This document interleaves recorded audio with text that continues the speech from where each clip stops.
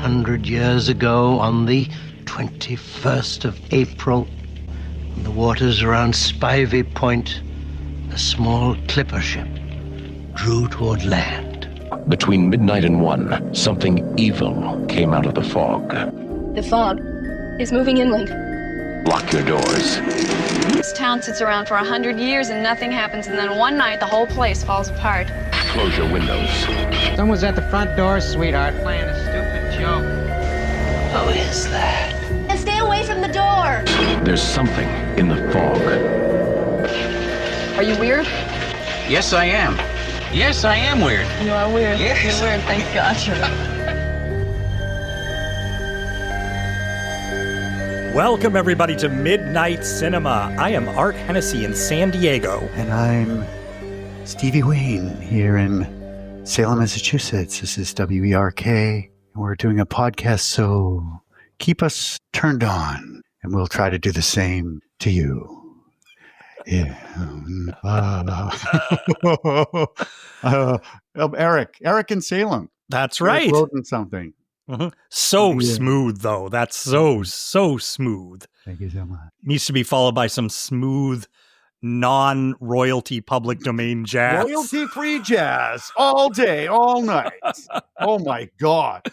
For those of you who may not have caught on to the clue Erik gave us in his introduction, we are talking this week about The Fog. It is a 1980 movie directed by John Carpenter, starring Adrienne Barbeau, Jamie Lee Curtis, John Houseman, Janet Leigh, and Hal Holbrook. An all-star legendary cast. It is an all-star legendary cast. Actually, Adrienne Barbeau's first film. Yes. Nepotism. Right. And she would go on to be in a few more horror films as it went on. Yeah. Iconic. Yes. Swamp Thing. Yes. Come Creep on. Show. She was in a segment of Creep Show with Hal Holbrook. I like Creep Show. Yeah, Hal Holbrook. Mm-hmm. Yeah. But I liked Creep Show. Swamp Thing, not sure where they were going with that. But we're not here to talk about Swamp Thing, sadly. We're not here to talk about Swamp Things. We are here to talk about The Fog. Now, this is an interesting one. What does that mean, Art? What are you saying about? I am so curious to hear your thoughts about The Fog. Because you don't know how I feel about this movie. I don't think I do. And I don't know how you feel about this movie. Yeah. The Fog. It obviously came out right at the time you and I would have been younger and getting into horror, wanting to see these movies, seeing these trailers. And this is on the heels. This is the person who brought you Halloween. And this was only a couple of years John after. Carpenter's Halloween. Mm-hmm. We can't say just Halloween. It's That's John right. Carpenter's Halloween. And this is John Carpenter's The Fog. John Carpenter's The Fog. We should point out that Halloween was, of course, an enormous hit. Whenever I see the numbers, it still staggers me on Halloween how much money that movie made. Yeah, and how little they spent on it. I love it when they're just starting out. They're like, we have to get a mask quick.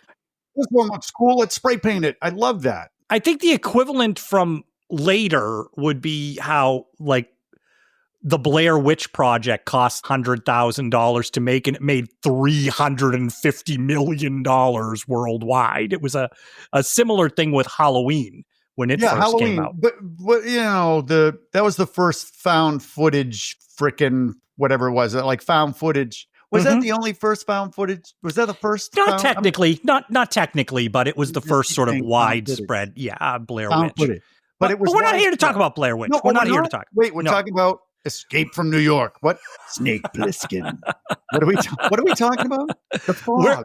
We're talking about The Fog, Erik. How can we forget? But the reason we're getting caught up in all of these equations is John Carpenter is so instrumental to horror. He was just, and pop culture in general. Another movie that we had talked about doing on here, Big Trouble in Little China, also a John Carpenter movie. I don't know. You said it, Art. You said it twice. Mm-hmm. I think Midnight Cinema might step out of this is a horror movie to maybe it's horror movie adjacent, because I love Big Trouble in Little China. Yeah. So yeah, that's where we were. just to sort of talk about John Carpenter here, Erik. I know you don't like it when I go to my notes, but I just want to... I like John Carpenter. Go. Okay, I just want to read you John Carpenter's 1980s. Wait, I retract my statement. His 80s. No, just real quick. All right, fine. Go. Okay, so 1980, John Carpenter. These are the films that he made. I'm already asleep. Well, tell me. Go ahead. The films he 1980, did. The Fog. 1981, Escape from New York. 1982, The Thing. 1983, Christine. 1984, Starman. 1986, Big Trouble in Little China. 1987, Prince of Darkness. 1988, They Live.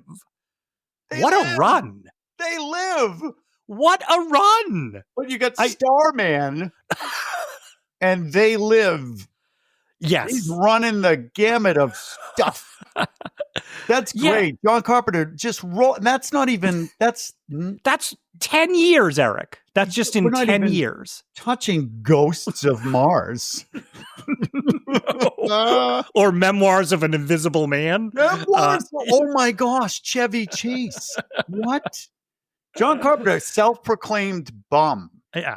Right? Yeah. He's always like, oh, I'm just a bum. I love it that he's not. Well, I think he has professed that, making a movie or sitting home and playing video games, this is literally, he's like, I could take either one. Yeah, but he chose to make a movie. And John Carpenter if you like this podcast, you like horror movies or adventure movies or Starman, then yes. I love that Starman's in there. I can't quite. There's other John Carpenter movies where you're like, wait, what? Does John Carpenter directed that? Yeah. Holy crap. Well, before this, he had obviously done Assault on Precinct 13. Yeah. And then he had done Halloween. Now, Assault on Precinct 13 is interesting because he based that really on his love of Westerns. It's really I thought you were going to say, Art, he based that on his prison time when he was in jail, and then this group of people came and busted him. One of the things you point out is there are these things that pop into his filmography that you're like, oh yeah, John Carpenter made that. And when you listen to John Carpenter talk about movies, he often talks about some of the old masters of cinema and how they made their films. Like Howard Hawks is somebody that he brings up a lot, the director Howard Hawks. This is important for us to discuss this movie because this movie is quite a jumble of things, I think. What do you mean? Right off the bat. I don't want to give away my thoughts completely. I think that this movie is a jumble of filmmaking techniques, storytelling, themes.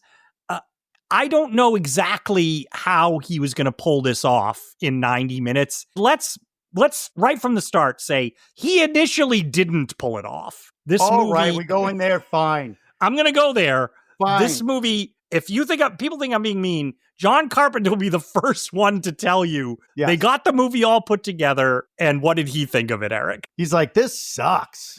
This is not even, there's nothing going on here. I get 80 minutes worth of a movie.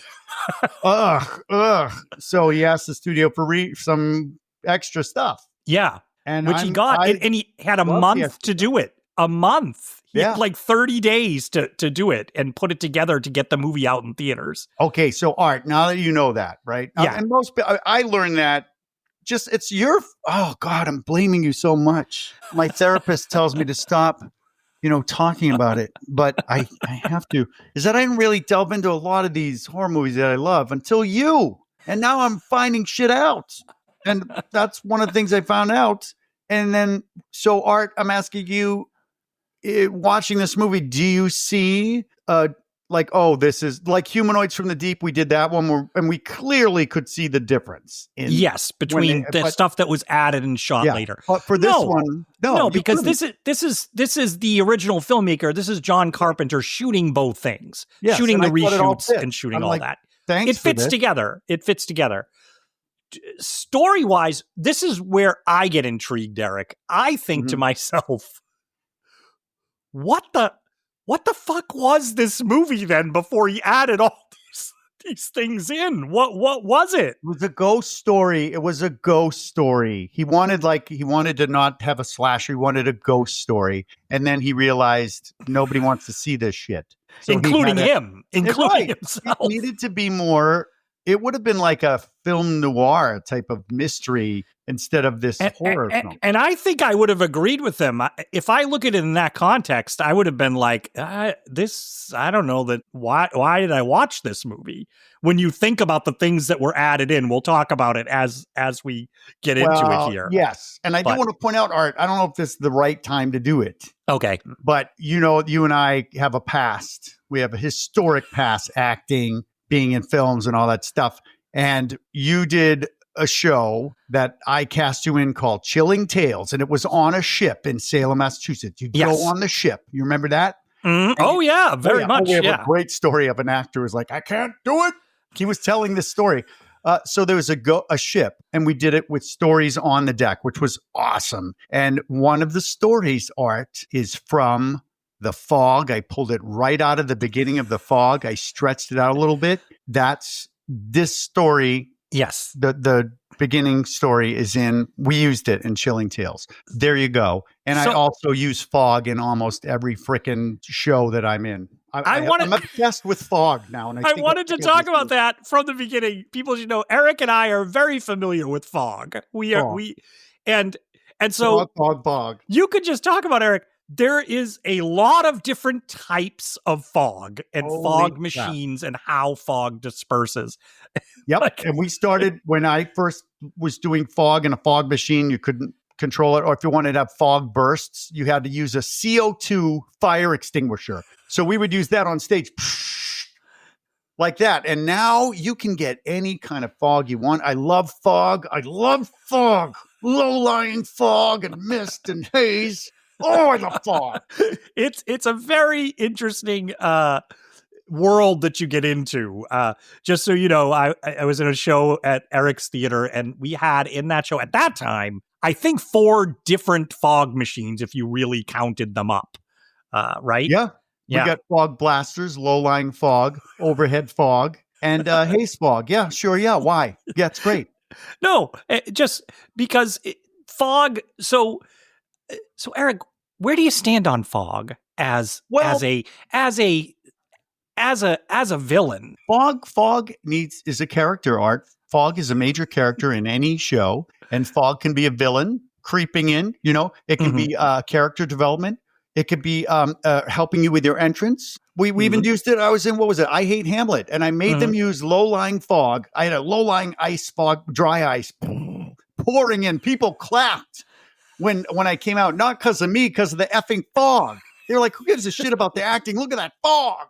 And so let's start. So the fog, we're going to start because that's the best place. So the fog starts with a ticking watch. That's what we hear on the soundtrack is a ticking watch. Yep. And then we see, in case you didn't know, it's there for a while. Yes. And then we see the watch. Yeah. Sort of swinging there. Yeah.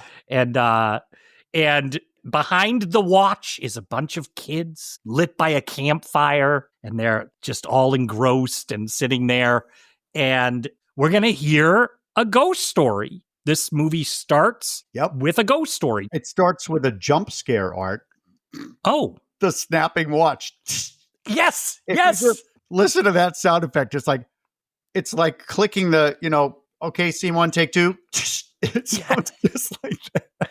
Fun fact, Erik, you did a short film that we did for the 48-hour film project where I had a watch snap in the front of you with you in the background, and the watch snapped, and then it focused on you.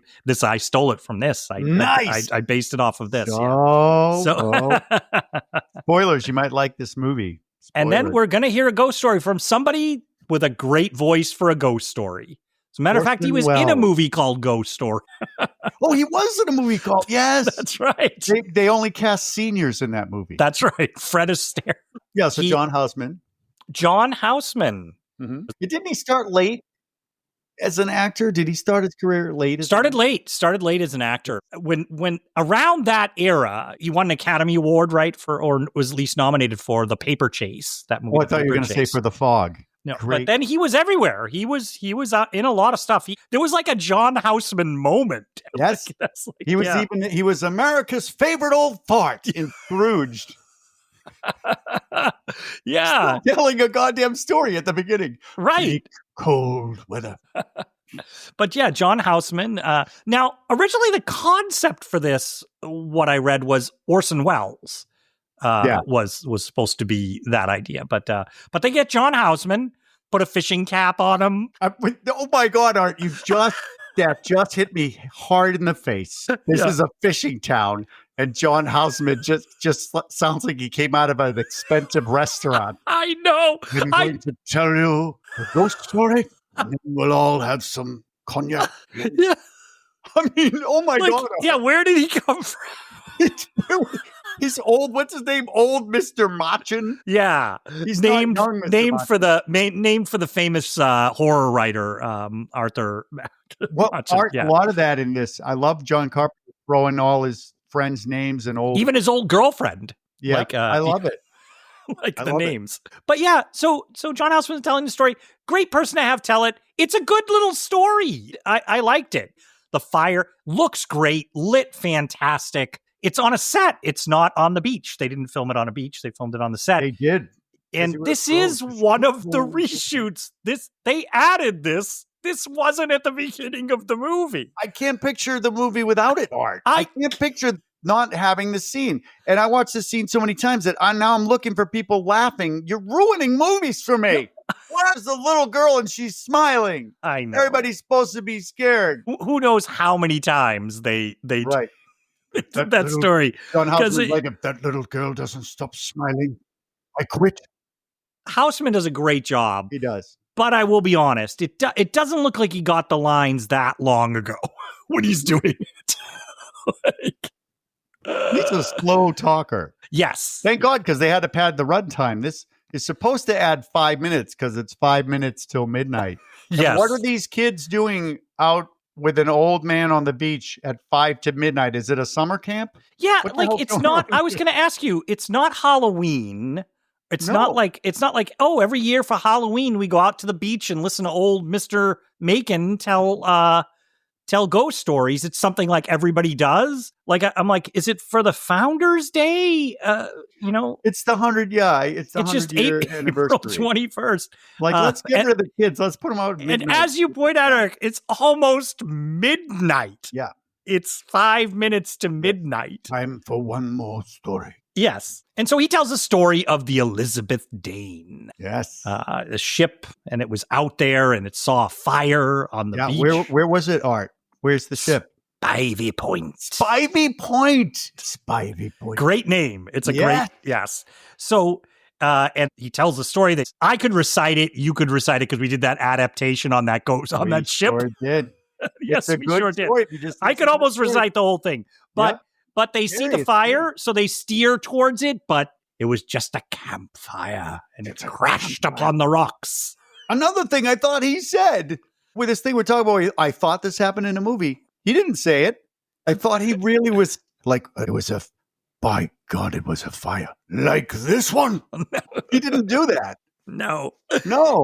And there is some great imagery I like in the story where at the bottom of the sea, their lungs filled with seawater, their open eyes staring into the blackness. Like, it's great imagery. And then they're going to come back at some point. Now, at this point of the movie, they're not connecting any of this to the town's founding or anything. We're going to be learning things as we go along about this fire, right? Yes. And I don't want to tear this movie to shreds, so I'm not gonna. I just like to point out curiosities, okay? Yes. So the curiosity for me is, how the hell does he know this story if it has nothing to do with the founding fathers, which we find out later is like, oh, this story ties in.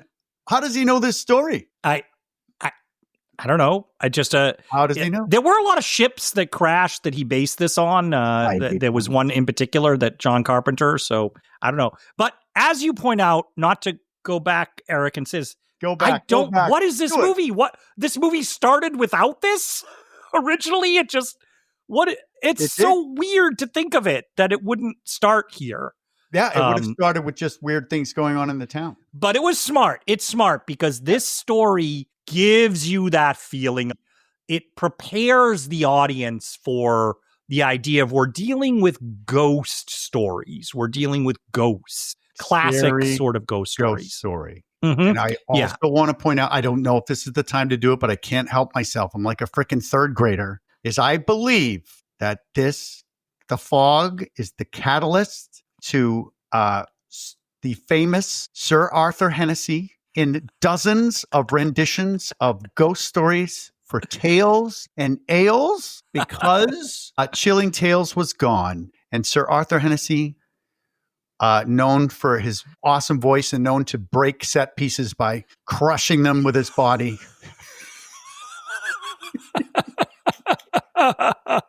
People don't know I'm referring to you. It's okay. I know. Eric's referring to. I had a one man. Erik and I had a one man solo ghost story show that I would do for audiences for years, and it was really fun. And I would be basically imagine me as the John Houseman character. Yes, and it's just one guy, but it's not 3 minutes. It was like an hour. It was like an hour, and I would tell a couple of these ghost stories. I think this movie is the reason why Tales and Ales existed and why you have a career. And you may be right there. Movie all the time when I know I'm digressing, but I have Gallows Hill Museum Theater, and we have you on video telling a ghost story, and I'm like, holy shit. And it's a ghost story in a ship, too. It has to do with the ship. Houseman. It has to do with the ship. Art. You're right. Meg. So many. Time for one more story, old Meg. So many things are connected. Yes. I'm telling you, Art, some movies I don't realize they shaped me until I freaking sit with you for 4 hours in front of a microphone. So anyway, So he finishes up his story, and midnight. Great shot. Midnight, and it rises up above him, and obviously they have to composite this because they shot the beach in the thing. Rise up and looks beautiful overlook of the surf coming in, and we get the main title, The Fog, and we're hearing the church bells. This is what I want to point out with the filmmaking that I said earlier. We're hearing the church bells over the soundtrack and the foghorn, right? Oh, it's a nice mood setting, but they use that sound, the church bells, because now we're going to transfer. We're going to be at the church. So he's using the sound as the lead in after the story to the church. And we see the church, and we see a little cameo from our director here, John Carpenter. Bennett. One of his last speaking roles, he Apparently. says. Until he did that the stories where he played a mortician, he was awful. Yeah. But he's a cameo. He's a cameo. He did not like his acting in the finished product at all. He cringes still to this day watching himself. Yep. But he's a handyman at a church. He's locking up. And then he goes in, and we get Hal Holbrook, who was also in our childhood. Hal Holbrook, Mark Twain, and lots of other things. Yeah. Yeah. And he likes to drink, this priest. And I want to point out, it's a great church. It's on a hill. It's one of those old, what you would think, New England, even though it's not New England, that kind of church. I liked it. I like the mood of the church. Yes, I do too. And it's dark, and he's there, and you can tell he's a drinker. He's got a big bottle there. And also we get this is where we start to get things, Erik, where he's doing some great storytelling setup here at the filmmakers. We get the idea the church is not doing financially that well, because the handyman is asking, hey, what about pay? And Hal Holbrook is like, what? What does he say? He goes, Bennett, I'd like you to come in at 4 tomorrow. And then, and it's like you're going to pay me? He goes, make it 6, Bennett. Yeah. So he's telling us all this, but there's a lot of this in the movie that then doesn't really add up to anything and doesn't really come into. I don't care, Art. Right. I don't give a shit. Right. I'm sorry. No, it doesn't. This is one of those movies where we pointed out before. What's the movie with Suspiria, where the story is like, boink. It's just a little. Yeah. But it's all about mood. It's all about mood. This movie is living off of mood, but it needs more than that because it's an hour and a half. So as we get into it. So could have been 80 minutes. The handyman goes, and Hal Holbrook gets up to say, hey, I forgot something. And then and I watched the director's commentary, and John Carpenter's like, first cheap jump scare. He sounded like you, Erik, when we do these podcasts. He was like, Here it is. First jump scare. What was the second cheap jump scare then? Oh, okay. The watch. Okay, the watch. He missed the watch. But Yeah, he did. he's like, but I heard your voice. Rock jump scare. That's right. We get another jump scare. Yeah, a rock falls down from sort of up in the ceiling onto the desk in the foreground. The wall. It's the wall. Yeah, a big brick out of the wall. Yeah. Yeah. Yeah. And what's great here is notice what I said is the church bells rang to transfer us to the church. And he's holding a transistor radio. He drops the radio on the floor and it turns on to the jazz from the lighthouse, which is going to weave over the next couple of scenes and end with us being introduced to the lighthouse.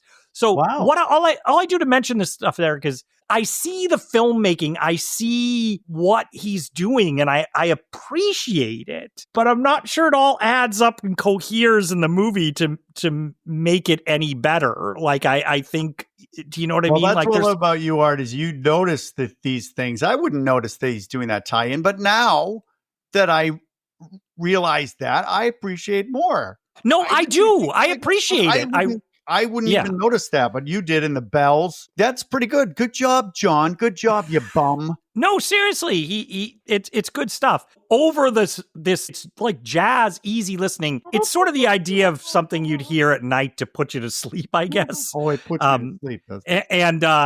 And that's gonna be the score right now for him finding in that hole that the brick fell a journal, an old journal. Oh wait, I thought. Must have been a different movie. I thought he found like old Playboys. Imagine. He didn't. What's this? Like, imagine if he finds the journal, but then behind it is also like and he's December, like, oh, what do I open here? What do I look December at? 1946. I don't even know when Playboy came out. Yeah, but it is the journal. It's just so far it's just the journal. Mm-hmm. Yeah. Yes. So it's an old journal, and then we're going to sort of transition out to the city. Antonio Bay. Yes. That's Antonio the name Bay. of the city. Yeah. And what's now you're you're seeing weird things happening, right? Yeah, and this was all added as well. This is where I don't understand what this movie was, Erik, because a lot of this stuff, the things that we're going to see here, weird stuff starts happening in the town. Like there's a convenience store clerk who's cleaning up and everything. Do you love how he takes the orange juice out and drinks it? Drinks the orange juice and puts it back. Teenagers. That's why you don't hire teenagers, man. I know. He's after hours. And John Carpenter on the director's commentary said all that inside the convenience store, all shot with just the lights in the convenience store. No extra lighting. I did not know that there was, I should have known there was a commentary on this. And if it was John Carpenter, I may have listened to it. I feel gypped right now. It's okay. It's okay. It's not great commentary, but there's a lot of times where it's that commentary, Erik, where sometimes they're just narrating what's going on screen. And we're like, oh yeah, he's doing this and he's doing look at that. He's walking over there. I remember that. Yeah. Oh, good. No, but this insight where it was just the lights of the... they were just using the inside lights. Yeah. Now, one little cool thing they do is at the end, this convenience store clerk is like, wow, things are falling off of shelves and rattling and things. And I love, Erik, you caught this right. A little pirate mug with a ship in a bottle is on the shelf that they focus on, which is introducing us to that idea. Yeah, and a puffer fish. Yes, yeah. But the thing is, then we have like a gas station where the pumps pop off and the gas starts pumping out of the gas, out of the pump and onto the ground. And I was like, that's really dangerous. And is this the first time you're watching this? You must be thinking, what's going to happen here? Oh, with the gas? Does it make it like the birds who are making? Yeah, but nothing's going to happen from that. And then a car is just going to lift up in the background, and like car alarms are going off with the lights. Is that a nod? No, it wasn't made yet. Not yet. Christine isn't yet. Yeah. I don't think Christine was published as a book yet. Yeah. John Carpenter doing a book by Stephen King in a movie. How cool is that? How cool is that? I know. But yeah, all the car, it's going up on the lift. But like I said, Erik, none of this was this was not in the original cut of the film. Yep. I don't know. I think it would have been like a short a creep show short. I don't know if it was. What else would have been in this movie? And then we're gonna cut to, we're hearing all this stuff here with Tom Atkins. Tom Atkins. Yes, Tom Atkins. It reminds me of what's her name? Our other favorite actor from the 60s. Doug McClure. This is the new Doug McClure. Tom Atkins with a mustache. He's sexy. Not really. I tell you, Erik, when he was on the screen, watching it this time through, now having my history with Doug McClure with you through this podcast, I thought the same thing. I'm like, this is the Doug McClure. Like, this is Doug McClure in Humanoids from the Deep. This is his brother who lives at the fishing town just to the north, right? Exactement. Yes. Yep. He's that archetype. Yep. And he's driving a pickup truck, like it right out of Humanoids from the Deep. Drinking. He is drinking beer. Drinking a beer, and we have Adrienne Barbeau on the radio. He's listening. Like I said, we've listened to the jazz and the music underscoring all of this stuff happening in the town. Long credit sequence, by the way. It's one of those movies where you start to realize the credits are still going. 9 minutes in. Yes. Okay. At least 9 minutes. I happen to pause it, and I'm like, wait, the credits are still going on. Yeah. And Stevie Wayne. This is Stevie Wayne here on WKAB. No yo. Oh no, that's a different movie. Yeah. So Tom Atkins, people might know him. He was in Halloween. Was he in Season of the Witch? Was he in that? Not yet. This is the first one. This is his first John Carpenter. So John's like, I love this guy. I want to put him in bed with as many young women as I can in every single movie. You don't know who this guy is, look him up. He's not, there's like a rugged handsomeness or something about people or whatever. What is it about Tom Atkins? To me, he looks like he survived a bout of severe acne when he was a teenager, and he played football, but he doesn't anymore. That's what Tom Atkins looked like to me. He doesn't look like he's going to win over a nubile 20-something. Well, yeah, because he's driving along the road, listening to Stevie Wayne up in the lighthouse, and she's like, "I'll turn." Say it, Art. No, go ahead, say it. Well, you did it in your introduction. No, you say it. So yeah, keep you turned on, and I'll try to do the same for you. Same for you. And he's like got his beer, and he's driving. He's like, okay, all right.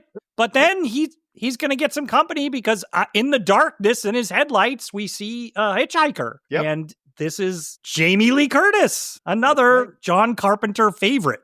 Yep, that's right. Yeah. And so she's going to hop in, and she needs a ride. She's never hitchhiked before. Liar.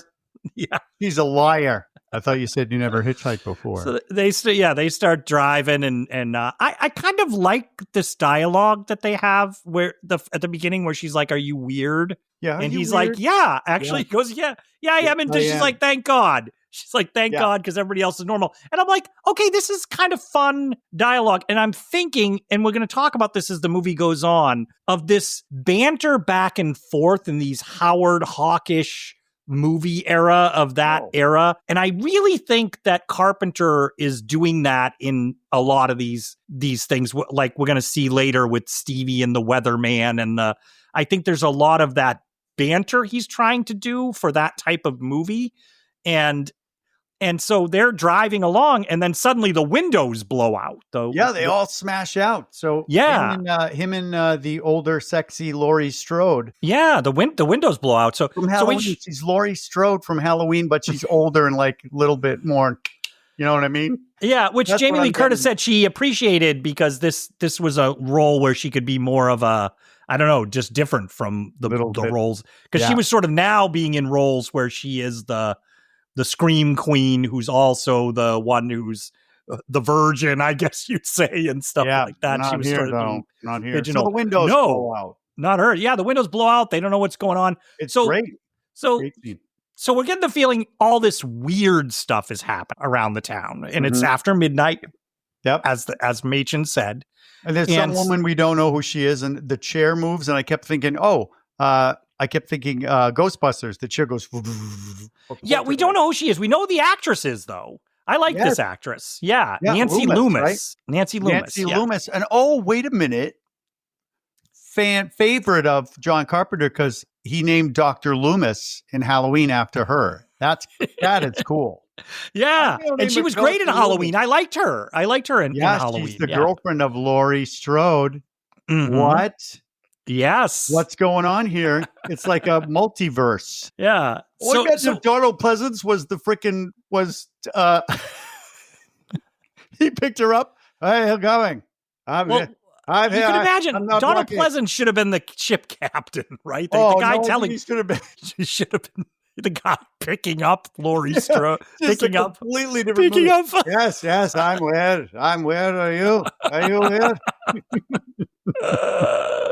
Oh my gosh! So blows out the windows blow out. They don't know what's going on, and now we're gonna see Stevie Wayne. We heard her voice on the radio, and we're gonna come right up to the lighthouse, and there's Stevie Wayne. She's Adrienne Barbeau. They're gonna show us really quickly that this is a voice she does for the radio show, because then she will have telephone calls where then she doesn't sound like Stevie Wayne on the radio at all. I love. So, Art, this is a good time to do it, Art. I guess you should show our listeners what your voice is really like, because you've been putting them on since the beginning. This is not your real. No, there you go. That's your real. Yeah, this is. It's been a tough life, Erik. It's been a tough life. I told you to stop smoking. But I got to put this on for our fans. You do. Thank God. Yeah, so that's cool. And she's married to John Carpenter, right? At this time, I think so. Married. I think so. Yeah. What I love is he broke up. Him and Deborah Hill broke up, who's a producer, but they still went on to produce many. Yeah, Erik, if you listen to the commentary, they do the commentary together, Deborah Hill and John Carpenter. Okay. But it was done back in the I forget, like sometime in the 2000s. Yeah, but they split up during this movie, I believe. Or yeah. Like but they they have fun on the commentary talking about the movie. And so Stevie Wayne's up in the lighthouse, and we see that she gets regular calls from the weather guy. He's at the weather station. Yeah. Yeah. What's his name? The weatherman? Dan. It's Dan. Dan the weatherman. I love Dan the weatherman. Like, that this is all he has. This is the only person he can flirt with. Yes. Is Stevie Wayne on the radio. Never met her. Nobody knows. Stevie Wayne's like a mystery. Like, yes. But everybody talks about, everybody knows Stevie Wayne we're going to see later. Yeah. Like everybody knows her. But he's calling. She gets the weather reports from him so she can announce it. What's the weather, Art? Well, there's a fog bank rolling in. Fog bank. And there's a trawler called the Seagrass out there, and the fog bank's heading towards them. So what Stevie does is gives a shout out to different ships when they're out there. How does she do that? Hey there, people on the Seagrass. You got a fog bank rolling in, so keep a lookout. Yeah. So she does that type of stuff. Wow. As she's playing on this radio station, Erik and I alluded to it earlier, through the whole movie, it is royalty-free jazz music. That's because they couldn't. Yeah. It was $1 million, right, for this movie, and they couldn't get rock and roll. They couldn't get jazz. Yeah. Everybody on the coast listens to jazz. I kind of get the idea of like it's late night easy listening, but still, there's a lot of stuff you probably could have done, and then they save money because Carpenter's doing the score, which we haven't mentioned yet. I love the score. I love it too. It people can think it's derivative, of course, of Halloween, but it is. But it isn't. It's different. It's its own thing. But I mean, it's got the same feel. But it's like saying, it's anyone who does music, their songs sound similar. So I think that John Carpenter actually does most of his own music. I think is great. Yeah, but it is creepy. And so, not like the way I'm doing it. She's looking out her window, and then we're cutting. There's the trawler sitting out there. Yep. And we cut to it. Economical filmmaking, Erik. It's a 3-shot of these guys on the boat. It's all lit in red. There's 2 guys in the background on different levels on bunks, and one guy in the foreground looking out a porthole. And they're talking as they're sitting there, and it's great. I'm like, economical. It's just one shot, and they're all in it. But also, have you been on a trawler before? Ever been in one of those small boats? Like yeah. I thought they nailed it because I felt like, this is one of those tight boats where you sleep in the back and Mm-hmm. and they're all drinking Yeah. away. And the guy looking out the window is the guy from Back to the Future. That guy, right? Isn't he always a drunk? And Yes. Yeah. And his thing is he keeps saying, there's no fog bank out there. He's looking out the window. And the other guys are talking about Stevie Wayne. I like this dialogue. It's good where he says, I wish I could see her. And the other guy says, I did see her once at the grocery store. And he's like, what does she look like? Yeah. And he goes, you wish you could see her. You do wish you could meet her. I hear she's got a kid. So we're getting background here and realizing everybody in the town listens to Stevie Wayne at night, I guess, and they're all wondering what she's like. Yeah, right. Everybody knows Stevie Wayne. Everybody loves jazz here. Right? Here was it. What's the name of the Antonio Bay, where jazz is king. Well, I wonder if they're close enough to catch some signals from Noyo at the humanoids from the deep. Don't know if you caught that. It was like, yeah, it's humanoids from the deep. Noyo. Shout out to Stevie Wayne. but yeah, so one guy keeps just commenting. That's all he keeps saying is, "There's no fog bank out there." He's another one, and then all of a sudden a fog bank appears, and he says, "There's a fog bank out there." Not just any fog bank, though, Art. This is a green, glowing fog bank. When I first saw this fog, I went, yes, because I was waiting for fog and they're giving me fog. I like this fog art. I like that the fog is something different. Yes. It looks eerie. They do a lot of things. They combine, just like we said at the beginning about what our experience is, they combine using fog on the set, using miniatures with fog floating in, they dry ice, they use fog machines. They use a lot of different techniques here to do this. So we see now, you see that bank coming in and it kind of glows. And then it cuts to the miniature. It's a miniature of the trawler that they're using. And the fog just sort of starts surrounding this trawler. This is a really good scene. Yeah. I like what they're setting up here. So you knew it was a miniature, right, Art, when you were watching it or not? When I was a kid, no, probably not when I first was seeing this. Now, when you look at it, do you expect like Godzilla's going to come up? A little bit with some of the things in here where they use the miniatures. But good. I think it still looks great and holds up. It does a good job. But it starts enveloping them in the fog, so they're like, "Oh boy, we got to come up on deck," and they're looking. And then this to me is great when they look up in that fog and they see the ship through the fog. What a great concept of the shot. Just everything to me about this. This is the movie. This is where this movie should live. And then it doesn't for a lot. I'm not tipping my hat, but it doesn't for a lot of its runtime. But this is right, Erik. Let's focus on this scene then. Let's focus on this scene. Okay, let's focus on the scene. You said it's good. It looks ginormous. It's like a clipper ship, and it looks like a ghost ship. If there was any part of you that didn't think it was a ghost ship, you're a dummy. Yeah. Because I apologize, you're not a dummy. But it's a ghost ship. Clearly a ghost ship. Yes. It's unbelievable shot. Well directed. This is great. The two guys are looking up at it, from the deck of their ship, and then it's kind of gone. Then it kind of disappears. It doesn't stay. It's gone. What I love is then we hear as if a dinghy is being lowered or something. We hear a splash in the water. Yes, and you don't see it. And here's what I don't know why this sticks with me, but the guy that's there's no fog bank. That's how he talks, right? There's no fog bank. And then all of a sudden he goes, "Who is that?" Yeah, but he does it like he's so scared he lost his accent. But it always stuck with me that line, "Who is that?" Yeah.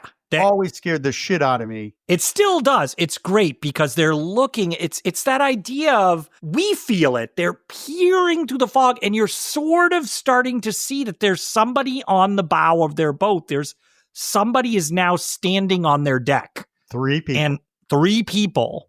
But you have no idea. You have no idea. Nope. And so think about it, Erik. If the movie hadn't included the Houseman introduction, you wouldn't know what the F was going on here. you would just think is that it's all right?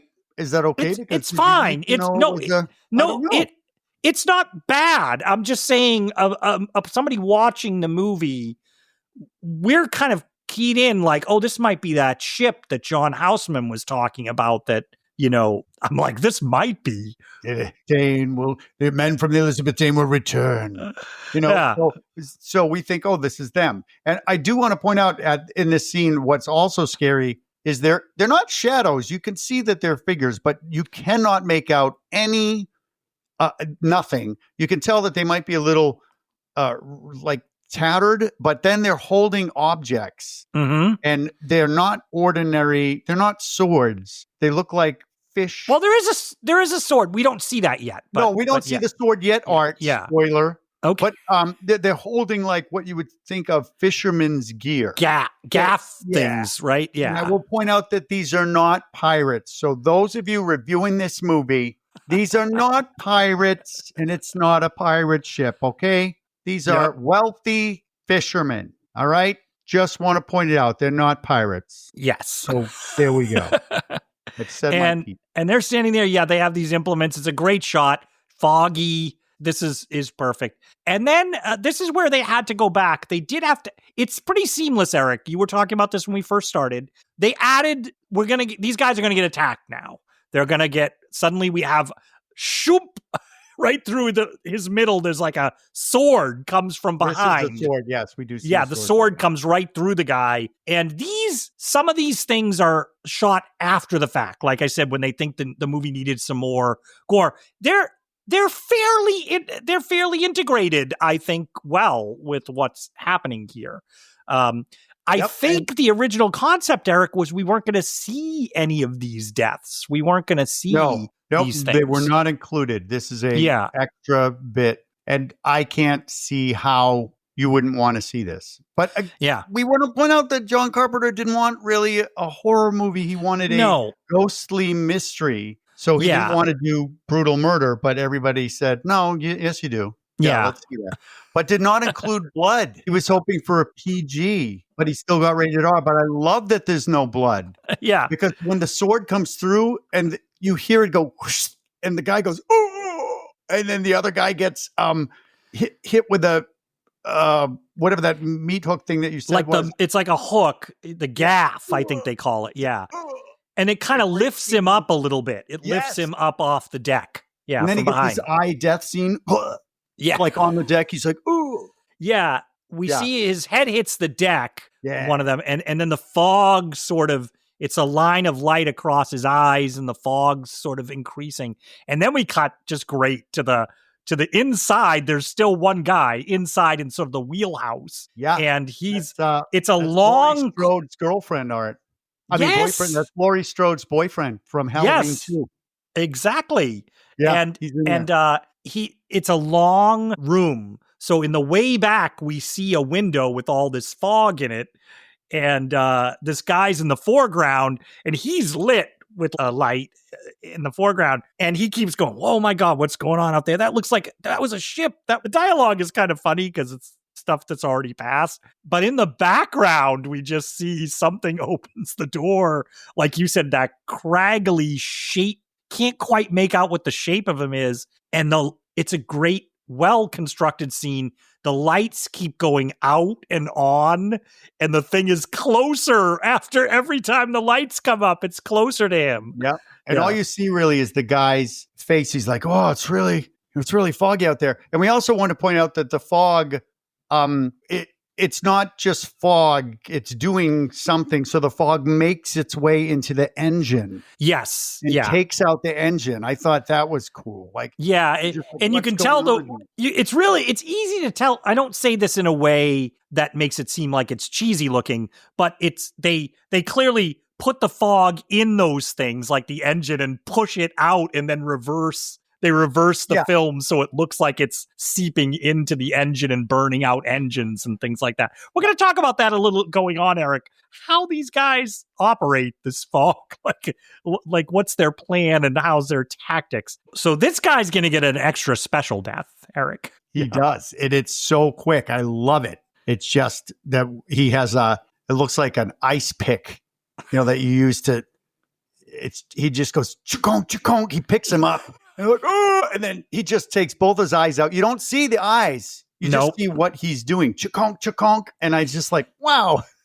Well, you have your memories of things that you say, oh, I thought I remembered that. I thought I remembered that we saw the eyes getting gouged out in this. That was always, but this recent watch through, I'm like, oh, we don't. It cuts. Yes, it's just great. It's all combined, like I said, with reshoots, so it's pretty seamless going through. It doesn't stand out, and it's a great scene. I think it's a great scene for a horror movie. It's eerie, scary. It delivers these awesome sort of deaths, and you're scared, for what's in the fog. And it makes you scared. No, you don't. But you don't know. See these beings. You just are like, what is that? Yeah, and then, now the movie's going to kind of slow down a little bit.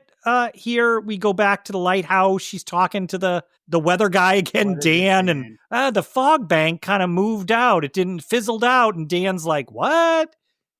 She said, Dan, the fog bank's moving. Yeah, I don't know the logistics, east or west. And he's like, no, fog bank doesn't move against the wind, honey. Yeah. Why don't we go to dinner? And, Dan's always like this, like, Dan, hey, Dan. But then she switches on the radio. It's great. And then she's like, hey, this is Stevie Wynn. That's what I mean. I love this.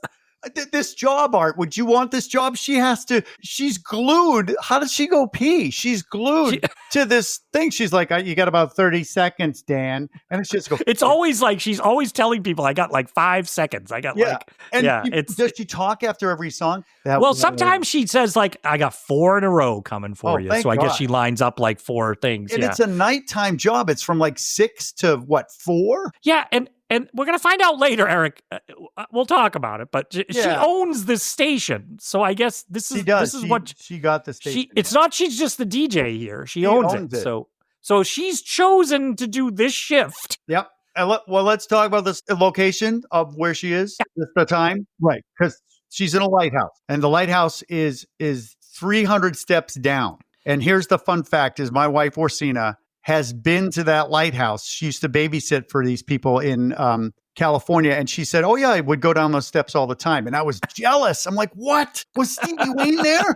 But it's a real lighthouse in Point Ray. Is that what it's called? Point Reyes. Yeah. Point Reyes. Yeah. So how cool is that it's a real place? It's great. It's an operating lighthouse. The lighthouse itself, even back then, wasn't operating the big lighthouse, but you can see when she enters and exits the downstairs at the lighthouse, you can see the actual light spinning like near her down at the bottom. But it's a great converted studio lighthouse set with a spiral staircase that comes up to it, which is from 20,000 Leagues Under the Sea, from that actual set. You probably read about that too. Octopus wrapped around it.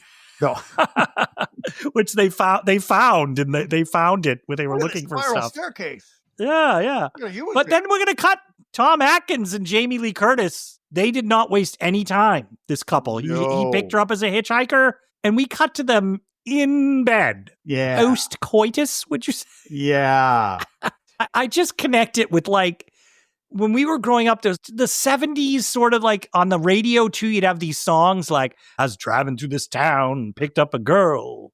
She said, where you going? And I said, I'm going here. What's that song, Art? I don't know, but I'm going in. What's the name? I'm going. I don't know, just all these songs about picking up barefoot hitchhikers and then suddenly having a wild fling with them. And then I dropped her off and she said, bye-bye, stranger. Like, like it just never got her name or where she was from. Well, that's a joke here. They talk for a little bit, and then he goes, what's your name, by the way? And it just reminded me all of that stuff. But I did... What is it? Erik, I was like, did we need them to have sex? Like, did we need them to even know? Do we even need to know that? It seemed to me like it was fine. They like each other. There is such a thing as having an instant connection. That's great. And it seems like they hit it off in the car when we first saw them. Yeah. And then they went through a thing with the windows blowing out. And then, okay, have her back to the house because, it's kind of late for you to pick up another ride. And then we'll just, I don't know, maybe have coffee, we'll talk. And then I don't know. It took me out of the movie a little bit. And then we're going to find out all this information about her that's not going to really matter in the grand scheme of the story. She's an artist. She sells her $5 a pop. She could make a ton of money. And we never see her art. We never see it. But that's good art because you don't want to see it. If you saw it, you would judge it. So I'm glad they didn't show us the art. Because sometimes they show you art and you go, that sucks. Who would buy that shit?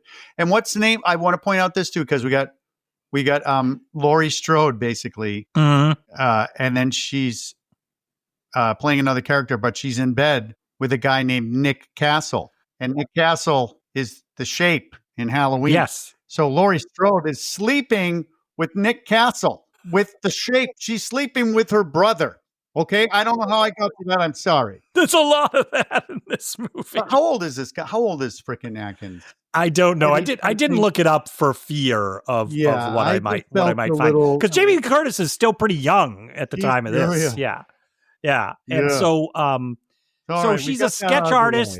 She's a lot of conversation, Erik. Like, you from San Diego? No, I'm from Pasadena. I'm like, oh my gosh, what? This is a lot of exposition here for her. We needed 90 minutes, Art. We needed 90 minutes. But suddenly there's fog outside the window and we hear a knock at the door. Yeah. That rapping. Is this the first time we hear the rapping at the door in the movie? Yes. Because it's a great rapping at the door, I have to say. The sound is great. This is a peculiar aspect of these entities because the fog rolls in and it's I want to point out it's 5 of 1.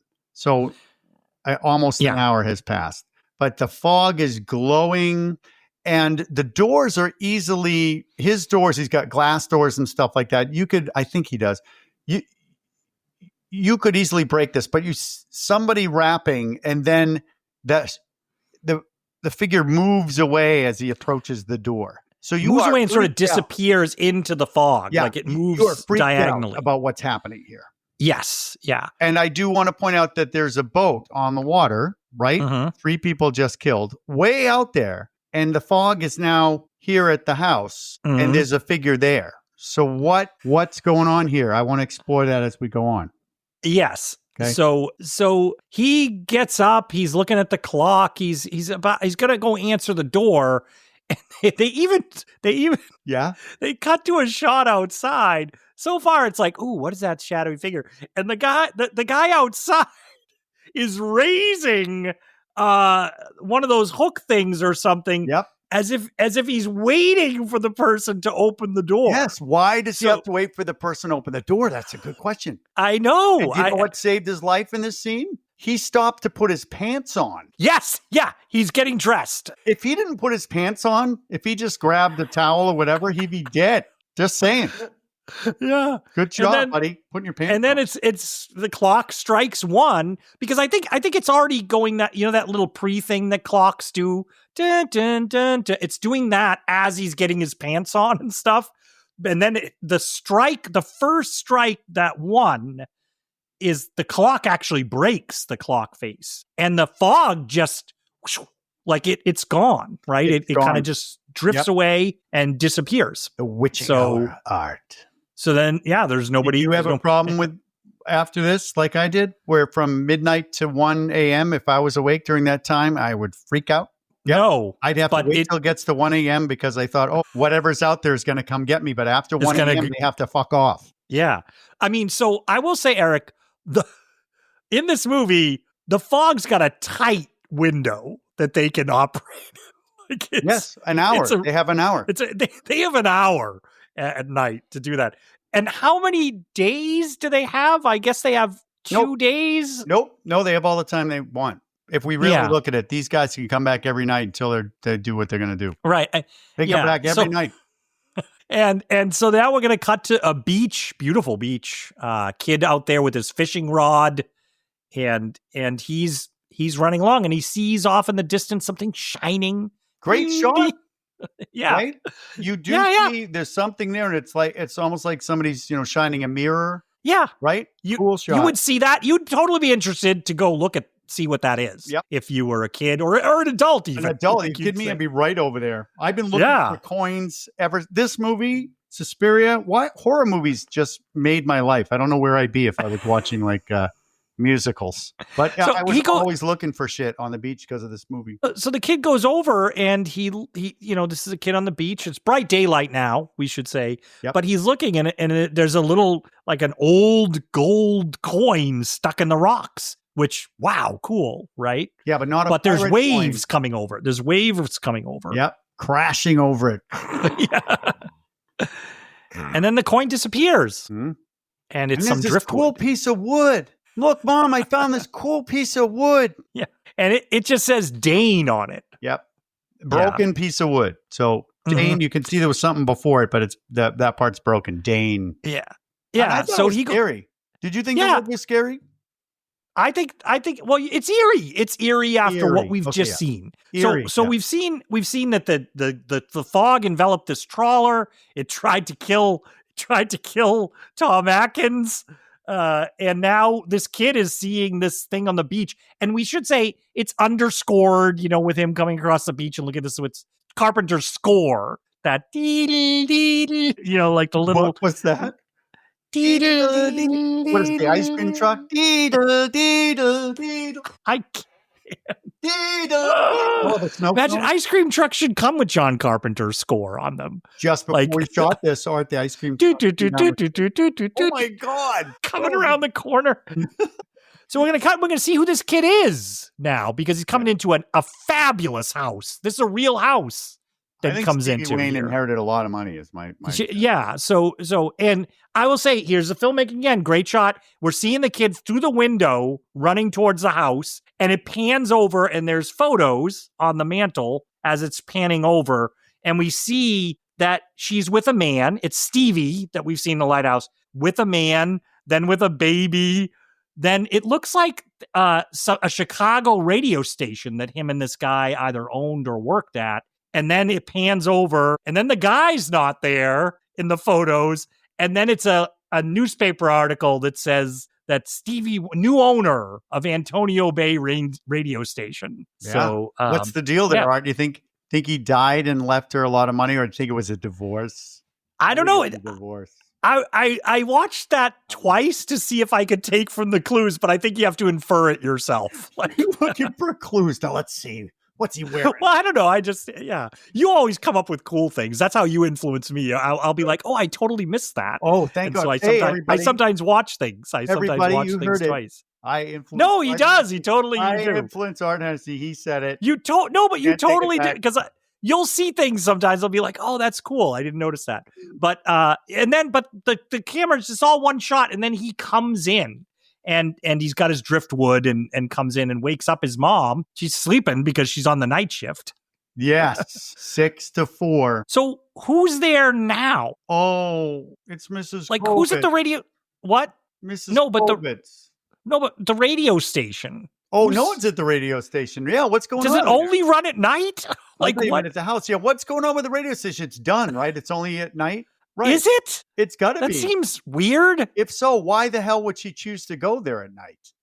That's what I chooses a said. job She like owns that? it, and maybe she likes it, but she's got a kid at home. I guess got she a figures, kid. well, the kid's sleeping at home. So She's does got a Mrs. nanny. Corbett come over every night? She comes over every night. Till what? Till what time does She Stevie comes come over home? Probably like at 5 o'clock, and she Yeah. stays overnight, and then she leaves in the morning, and then the kid wakes up to his mom. So the radio station, I guess, just there was I had a lot of questions about this Interesting. radio station. Yep. Yeah, What's going on there? That's what divorce does, though, to a single parent. yeah. Who Yeah. owns a radio station? Yep. and has a silky smooth And a radio shit voice. ton of money. Yes. I've got all the money now, honey. Yeah. Yep. So It's Andy, right? Andy. Yes, Andy's Great the actor, kid. by the way. Great actor. The kid. Well, we're going to talk about one scene later where I'm like, I Piece of need a little wood. more from Andy. Yeah. I need a little more from him. Need a little But more. And he was at the so- freaking campfire. yes, no, we focused on him at the campfire. He heard the story. Yeah. What? So I'm surprised he's not saying Dane like in the story. Yeah, where's Mrs. Kovitz too? But you know why he's not saying that, Erik? What? Because they didn't shoot that yet during the scene. They hadn't even shot that story yet. Yep. There you go. There you go. That came later. Wow. So now we're cutting down to the docks because now basically Jamie Lee Curtis and Tom Atkinson are a couple. They go everywhere together. Well, she's hanging. He's like, he almost wants her to go. He's like, I thought you were leaving. She's like, oh, I'll stick around. Yeah, that's true. She's having fun here. I got the feeling Tom Atkins' character is supposed to meet the guys from this boat here this morning. Yes. And they're not here. And he's very upset. He's not happy. He's, what is it? And he's yelling. It's that thing of overdoing it in the scene. Like, well, he's pissed at the guy for not giving a poop. He's like, oh, they're all drinking. He goes, we drink all the time. We drink all the time. And he always comes home. Yeah. So he immediately thinks something's wrong. Yeah. But we do like this guy. We like, there's no personality here in general, but they're not unlikable characters, right? And they're likable. Erik, you must have clocked all the boat names that we're going to pass in this boatyard, right? No, you didn't? Give it to me. The boat behind, he comes up to the guy Tom Atkins comes up to, and he starts arguing with. The boat behind him is the Halloween. Oh, yes. No, I knew that one. And then they're walking down. This is great. I would do the same thing. If I'm shooting films, I'm going to stick shit in there. It's like, have you been on the boat, the Art Hennessy? Yeah. The Hennessy, great name for a boat. Okay.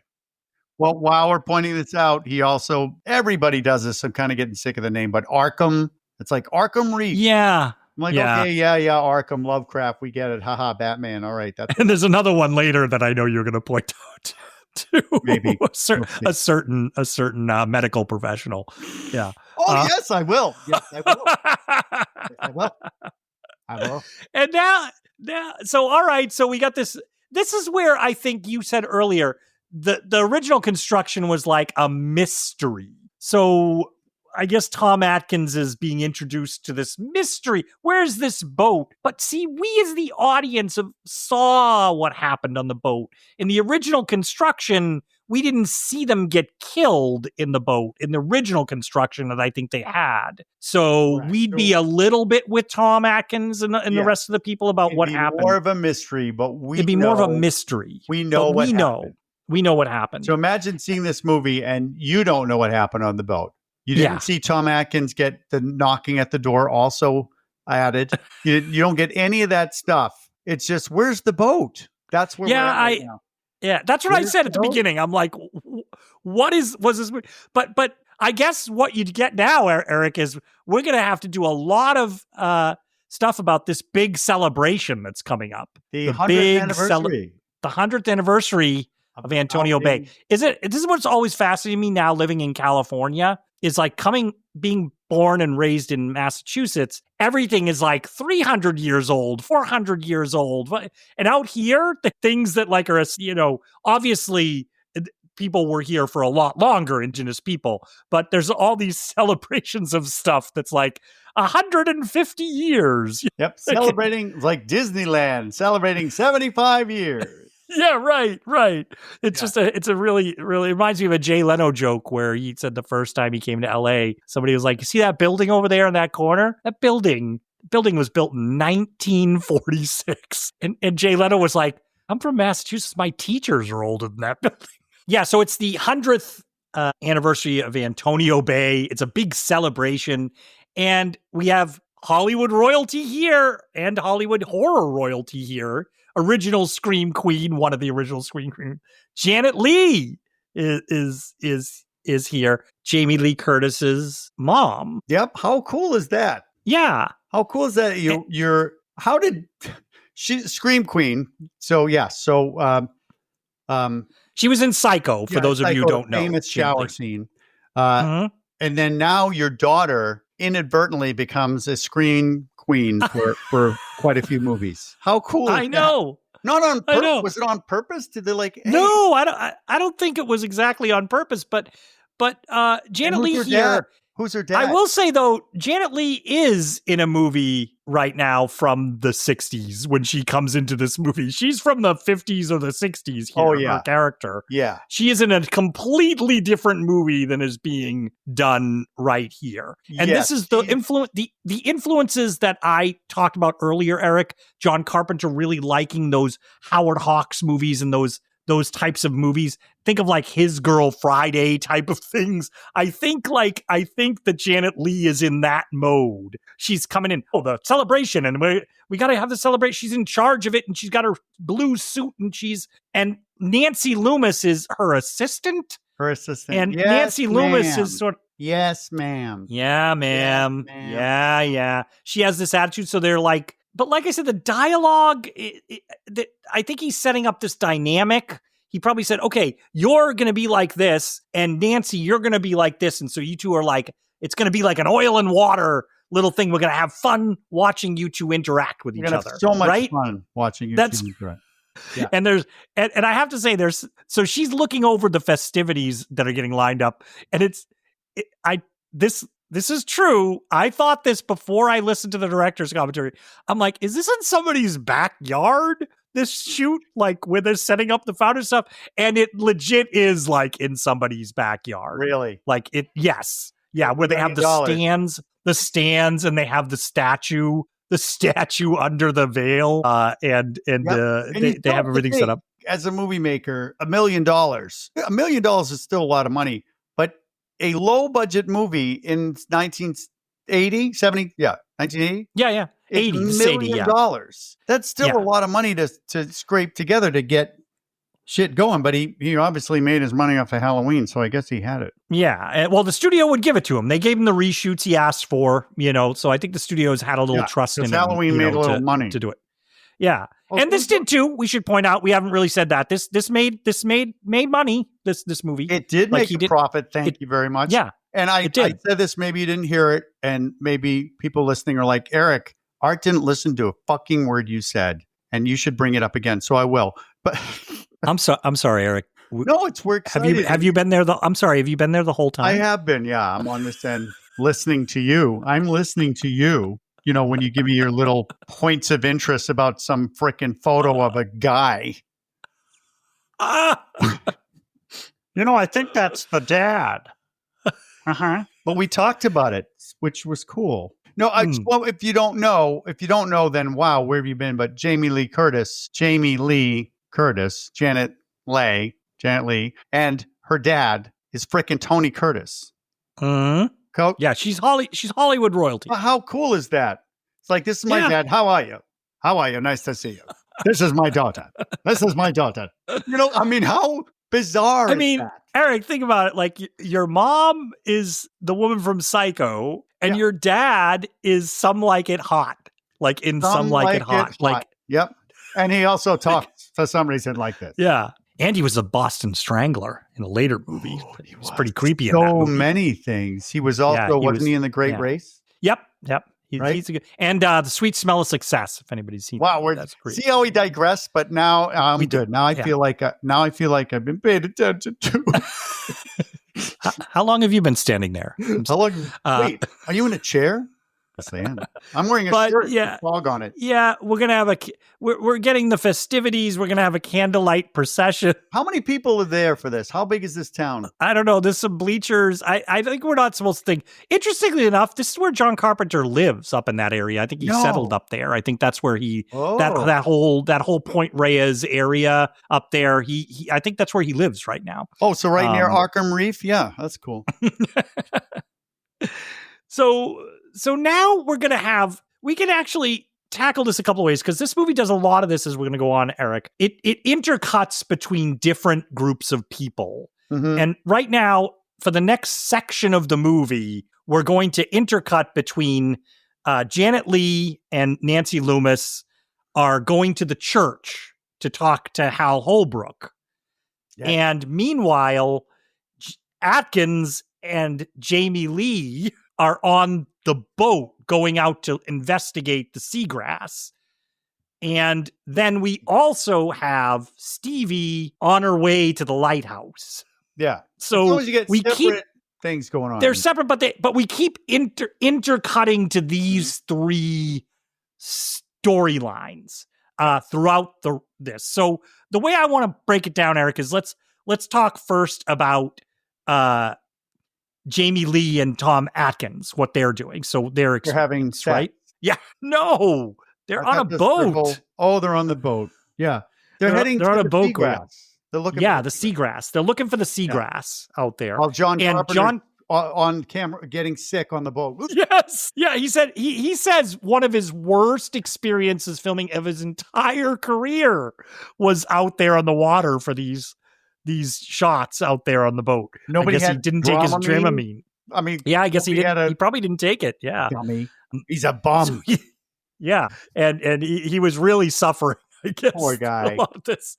But they find the seagrass. Yeah, it's out there floating. They come on board and they're looking, and the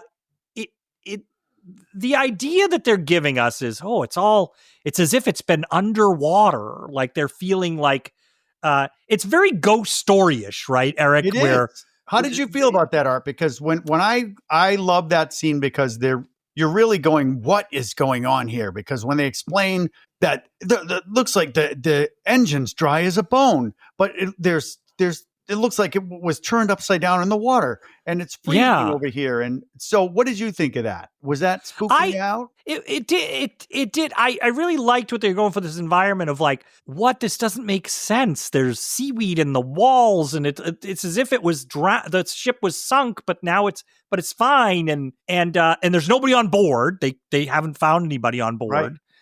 And they're looking around. So what happened here? So once again, going back to the original construction, we would be like, what happened here? And I think, Erik, in the original construction, we would be tuning into those things going, what the water, everything like that. But we saw what happened to the guys and we saw everything. So interesting. That is interesting because if we take out, you could do this. I'm not going to do it. So recut the movie, Art.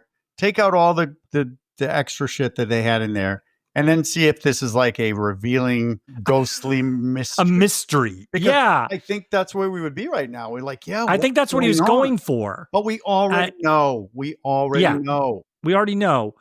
We don't know right now that any of these guys, it seems like the pirates, I'm sorry, Erik. It's not pirates. Eric's very upset at me, everybody. I can't believe it. We went over the. Oh my Art, they're not pirates. They're not. No, they are wealthy merchants that happen to be plagued with leprosy. Okay. Yes. So let's not do that. Yeah, and so we're exploring the ship, and this is where I guess this is a good place because you just mentioned leprosy. This is a good place. This is a good place to say back at the church. Intercut with this as they're exploring the ship. We have to go back and forth. Hal Holbrook is explaining to Janet Leigh and Nancy Loomis. This is for you. I'm only saying it for you because now that you've told me this is like the way John Carpenter is doing the dialogue. What does she say when they're going up? They knock on the door. Janet Leigh says, "Oh, right? I hope he's not into his cups." Into his cups, right? You're right. That dialogue is they almost want to have the sweeping hats and stuff. Yeah. Yes. Yeah. Tony Curtis would have been great in this movie. Listen. Yeah. The ghost. As the priest. Yeah. Yeah. So they come in and he is in his cups. Hal Holbrook. Yeah. Hal Holbrook is in his cups, but he's very drinking more because he realizes what has happened, what the travesty of this 100th anniversary is. Yeah, but he's a drunk. Yeah. he is a drunk, Art. He's not. So he starts reading to them from the journal that he found, which is from a ship captain owner named Blake. Captain Blake. And what do we find out about these guys, this shipwreck? We find out that Captain Blake is a wealthy merchant and he wants to settle here. But the problem is that they have leprosy. So it's technically a bunch of lepers. They all got it. So he wants to settle here and he's rich. So he offers Antonio Bay a bunch of gold. He's like, hey, Can you let us settle here? And the people are like, oh, geez, well, we got to start a town. Yeah, that'd be a good idea. So let's get the money from this guy. So normally that'd be a done deal, right? Mm-hmm. Yeah. But unfortunately, they don't want, especially the minister apparently doesn't want lepers living a mile distant. I love how he goes, a mile's kind of close. I do have to say a mile's kind of close. But it's 1800s, man. It's going to take them a couple Yeah, that's hours. true. A mile might as well be like 20 minutes walking. So Eric's probably like, I didn't expect Art to come out as anti-leper on this yeah, pod. wow. All right. Oh, okay. You can't get it from. I'm like, is it a contagious, or you just? Yeah. It's contagious, right? Leprosy. You know. I feel like I should know this. Yeah, I should know it too. Yeah. Yeah. So he's reading this diary. It's like this from the diary of my grandfather, great grandfather. And I will say this is also a part in the movie where I was like, Hal Holbrook doesn't even have these memorized. He is reading it off a piece of paper here. I don't think he was giving a really great performance. I am a big fan, but that's me. No, I love him. I love Hal Holbrook. No, I love him. This away for sure. But yes, I'm a big fan of if it's on paper and you're supposed to read it. If if you're supposed to drink it, drink it. Don't give me this. Well, you should memorize it. I'm like, it's right there. Okay, Eric. Let's you and I come to sort of an agreement here, though. Ooh. I agree. I can go that far. Maybe you should even just peruse it before the first time you have to read it on camera, because I feel like he is just, his whole performance in this thing is, I think it could be that what he's trying to play is just an out of it drunk. Who's now turned to self-loathing and with all these discoveries. Because what does he discover, Eric? We should say he's discovered from this journal. Yes, he's discovered from this journal that his great grandfather, because it's over 100 years, was the priest, and he and 6 people decided that, you know what, we're not going to let these people settle. We'll make this deal with them. And then what's going to happen is we are going to at night light a fire on the beach, and they'll think that that's where they should go, and they'll crash on the rocks, and then we'll collect the gold and we'll build the town. And this is a priest, by the way. And then and then for some reason they had the aid of an unearthly fog sent as if sent by God, although God had no part in these dealings tonight. And then it's well written for ghost story-ish stuff that he's reading. It is. So we should say that all that is being intercut with them exploring the ship. So we're getting that. Yeah. Was that good for you, Art, the back and forth? Like, what would be the difference between, as a moviegoer, seeing this scene where you're like, oh, this is Father Malone. I just remembered his name. Father Malone, reading the story and stuff. And then we cut to the seagrass. Would it have been? Here's the difference. I like the filmmaking, but it's a different movie. Like we keep pointing out, Eric, the original movie was an unfolding of a mystery. So we'd be exploring the ship. What happened? We're getting the journal. What happened?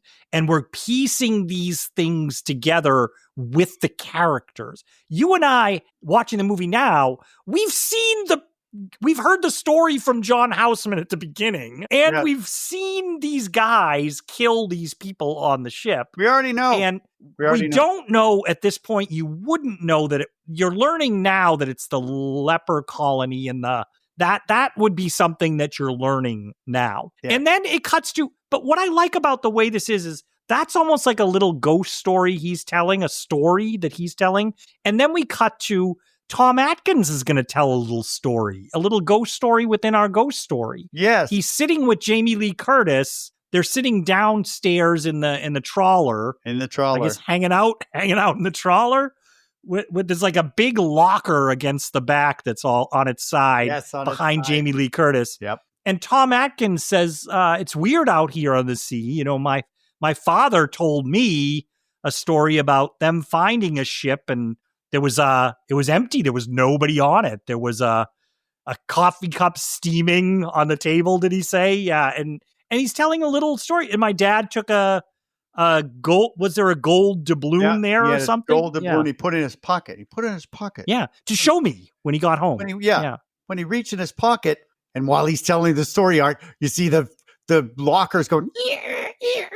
The little, that little thing on the locker, you pull up the lever to open the locker door, like in high school. Yeah, it's going like ooh. While he's telling the story, I thought it was good timing. He goes, when he went to take out the coin in his pocket, it was gone. Jump scare! But it's just locker jump scare. Now, I think scare. From listening to the commentary, that was literally the scare, Erik, in the original movie. That was it. That was the scare. Well, we get a double. Because they added, I think they added this. Yeah. What we're going to see next. Yeah. What happens? So the locker opens and Jamie Lee Curtis, and so her and Tom Atkins kind of laugh it off. And then right on the heels of it, a guy falls forward onto the body, falls forward onto Lori. I keep calling her Lori. Jamie Lee Curtis. Her dead boyfriend. And it's her dead boyfriend. I know. Yeah, I didn't think about that until you started bringing this up. Yeah, so the guy who was in the wheelhouse, and he falls forward, and his eyes are just all, because we know he got stabbed in the eyes, so the eyes look really weird. But he sort of falls forward and drapes himself over her, and then we cut out of that. So it does work as a double scare. The first time you see it, it caught me. I can still remember the first time seeing it. That second jump scare.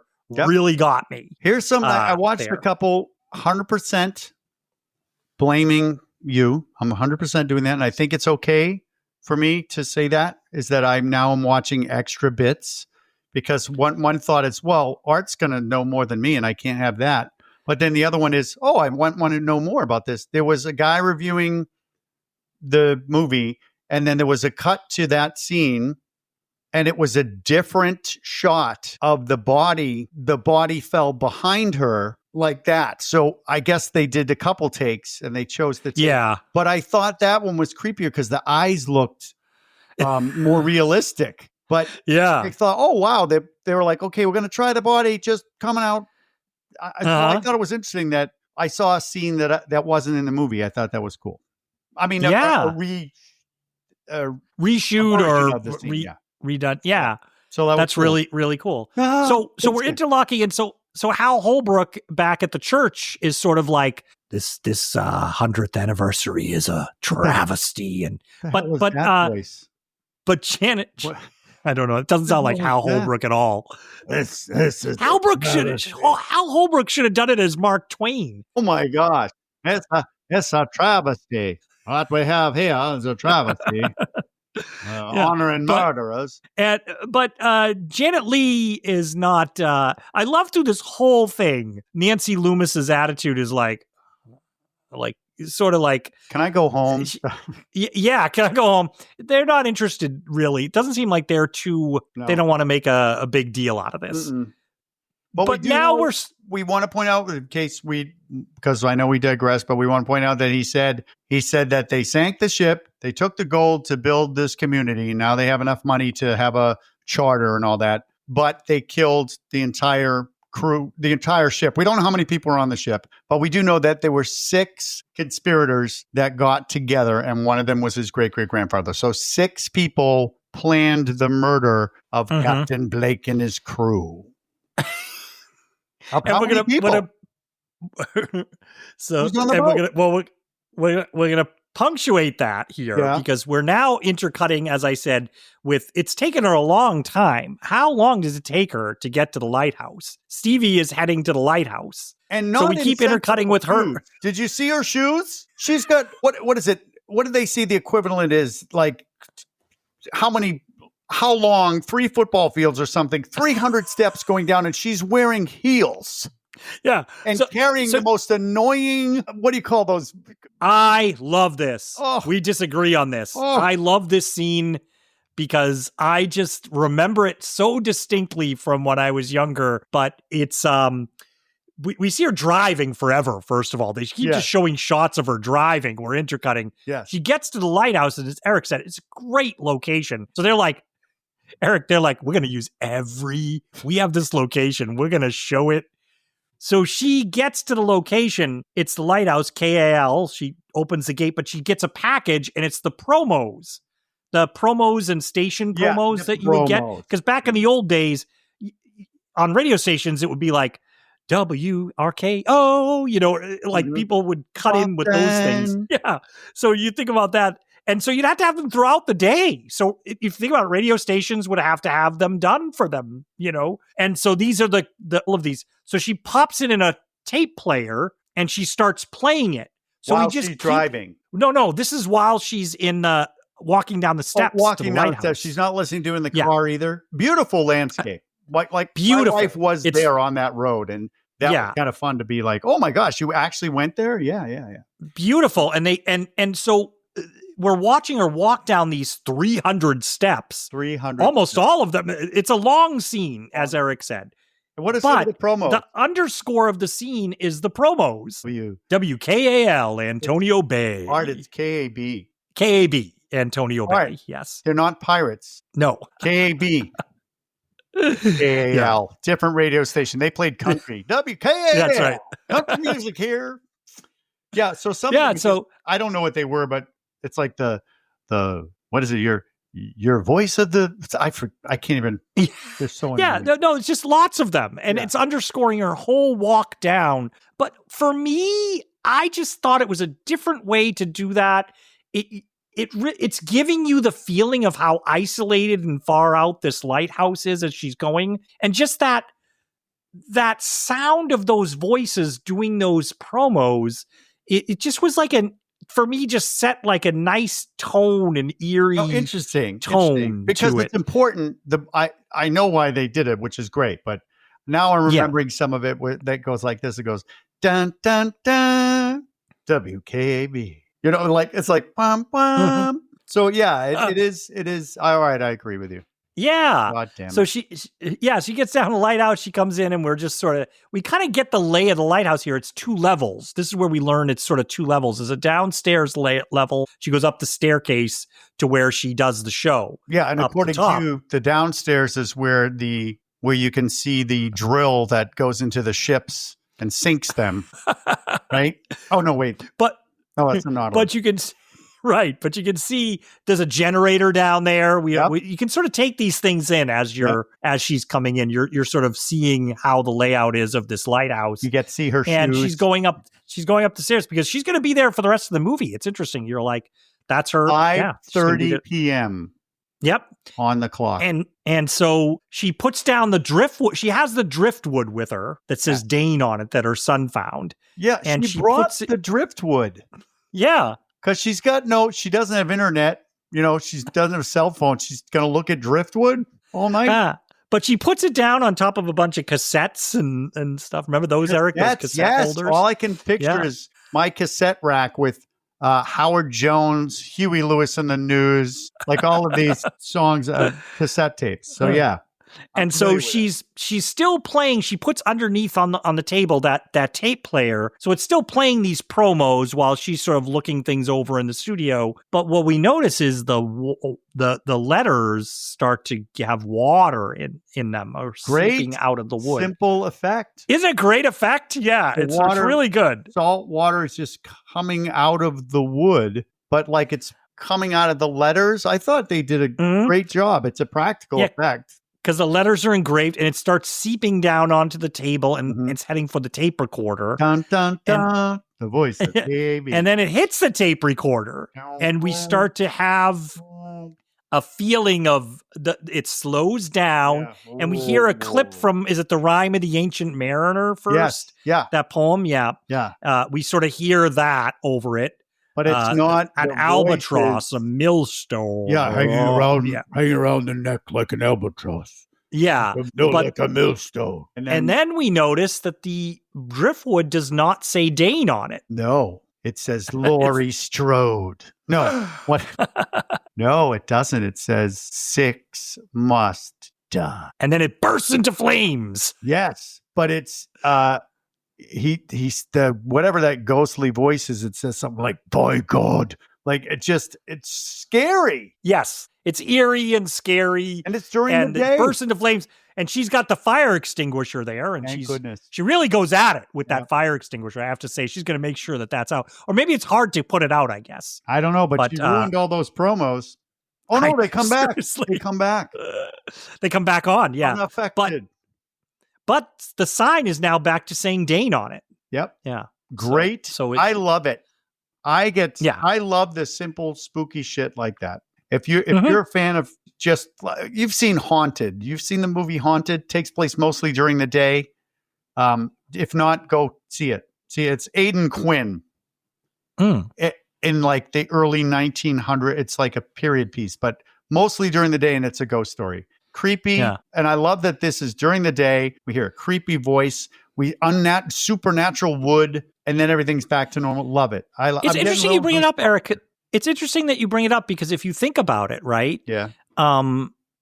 Halloween itself, a lot of creepy stuff in bright daylight there too. Seeing Michael Myers behind a bush, seeing Michael Myers standing across the street, seeing him across the street looking at Laurie Strode through the window, right? It's like daylight horror. He delivers on it. Seeing him licking a lollipop, seeing him mowing the lawn. I mean, there was a lot. I like that movie, but I skip. There's some parts where I skip in Halloween. I'll be honest. I like those the way you like this. I think that those are really cool. Oh, like her looking down and seeing him through the curtains Michael in the Myers backyard, smoking a cigarette. Mike Myers riding a tricycle.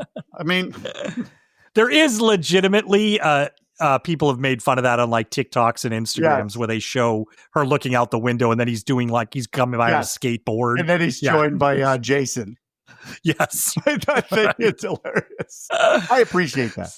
But we're not talking about Halloween. We're talking about the fog. I know. And then everything's back to normal. So it says Dane. Yes. Right. Sick. And then guy. But also what's happening is they're now back on land.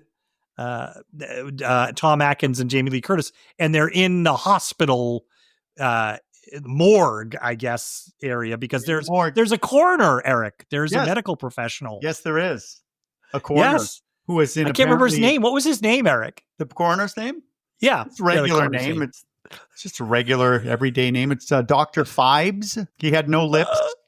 He's like, I think this guy died. He's got Dr. Fibes. I think he's dead. Yeah.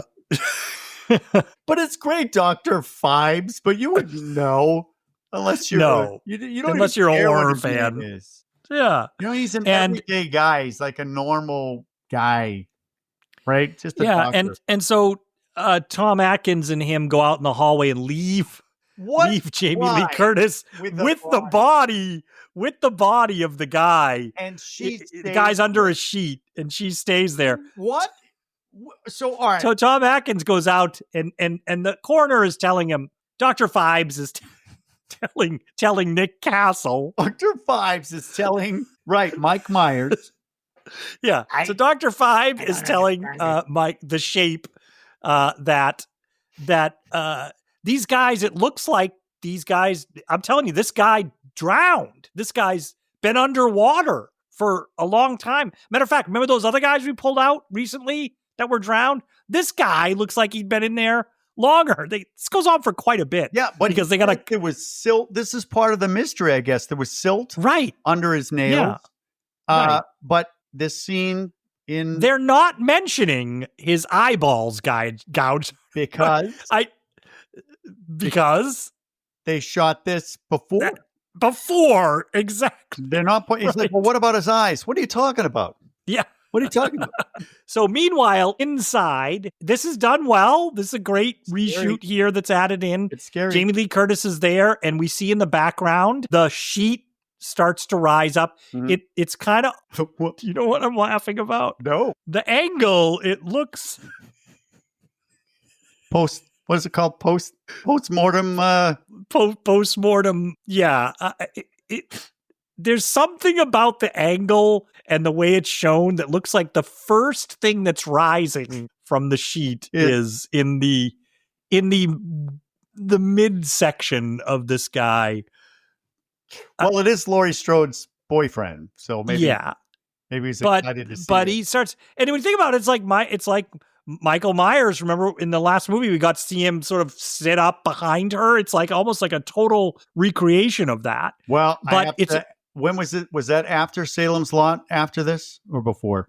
I don't know when that TV movie was. Well, yeah, that was a freaking scary scene where the kid's mom gets up off of the gurney and walks towards him. That was freaking scary. And this was scary to me. And this is good. He shoots from under the table, and the legs come down, and legs sort of come down, and he starts walking towards her. This guy's obviously reanimated. He's coming towards her. Does he grab a scalpel He grabs the scalpel. Yes. He grabs a scalpel out of the tray that's next to him and starts moving forward because he doesn't have his he's not a guy from the original ship, so he doesn't have any of those tools that they have. No, he doesn't. He's got to grab. He's got to improvise. He's got to improvise with what he's got around him. Scalpel's always freaked me out too. Scalpel's coming to play John Carpenter's films. Halloween 2. Thank you very much. Scalpel. Yes. Right? That scalpel makes quite a bit of noise cutting through the air. Yeah. We've got to do Halloween 2. I mean, just for that, just so I can sit there and go. I'm like, wow, you're really getting some. It's like a martial arts movie. Oh. Yeah. So this guy, creeps up on her, and then nothing real. Drops to the ground. Yeah. He drops to the ground, but not before apparently he scrawled something on the floor. Rosebud.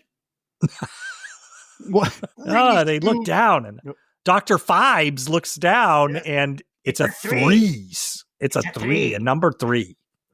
And this is coinciding with us finding out 6 must die. We got a lot of numbers. We see 3. A lot of numbers now. But like we said, Erik, this is the problem. We're ahead of this mystery. We're already sort of putting this together. Yeah, I know.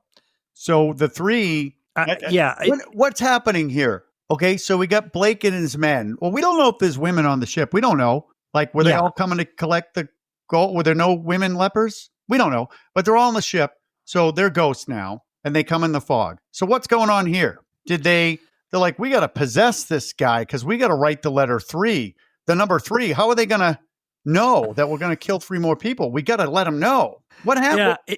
Why did they possess the body just to write a numeral?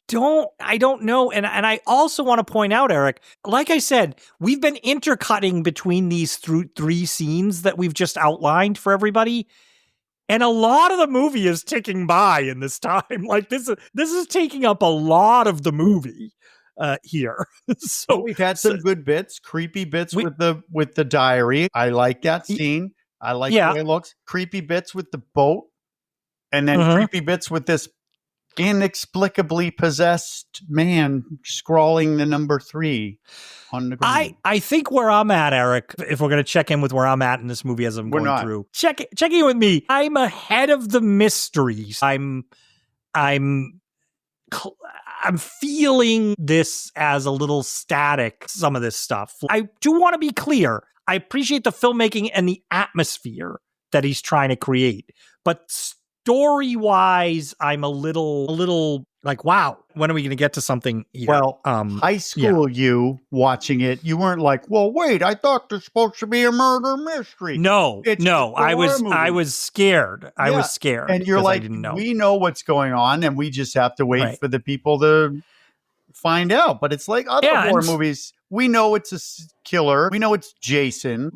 But the rest of the people in the movie don't. They don't know they're being stalked by a killer. So I completely didn't. I hope this movie isn't ruined for me, Art. If I watch this movie again and I'm start going, well, this is a Agatha Christie movie with ghosts. God damn it! It's well made. I'm not saying that. But okay. We're going to cut to the bar now. Right. We're going to cut to the bar. And we learn, so we're learning as we go through the movie that Janet Leigh's husband was on the boat that disappeared, the Seagrass. I think he was that guy. But who is she's taking this incredibly well, like that her husband is missing at sea. Yeah. And like, oh no, I don't think you should go out there. It's exactly what I have to do is go out there. We can't have the chair lady of the birthday celebration in tears, can we? Because Nancy Loomis is trying to say, look, why don't I take you home? She seems to be from the normal movie. Let me take you home because your husband kind of is lost at sea. Yeah. Your husband's lost at sea. No, and Janet no. Leigh just wants to stay there, yeah. And then this is...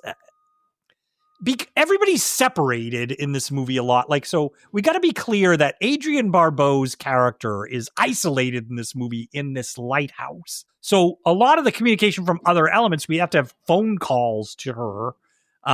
So here Tom Atkins hears on there about a fog bank. So he calls in. Tom Atkins calls in to her. Hold on, let me check. Yes.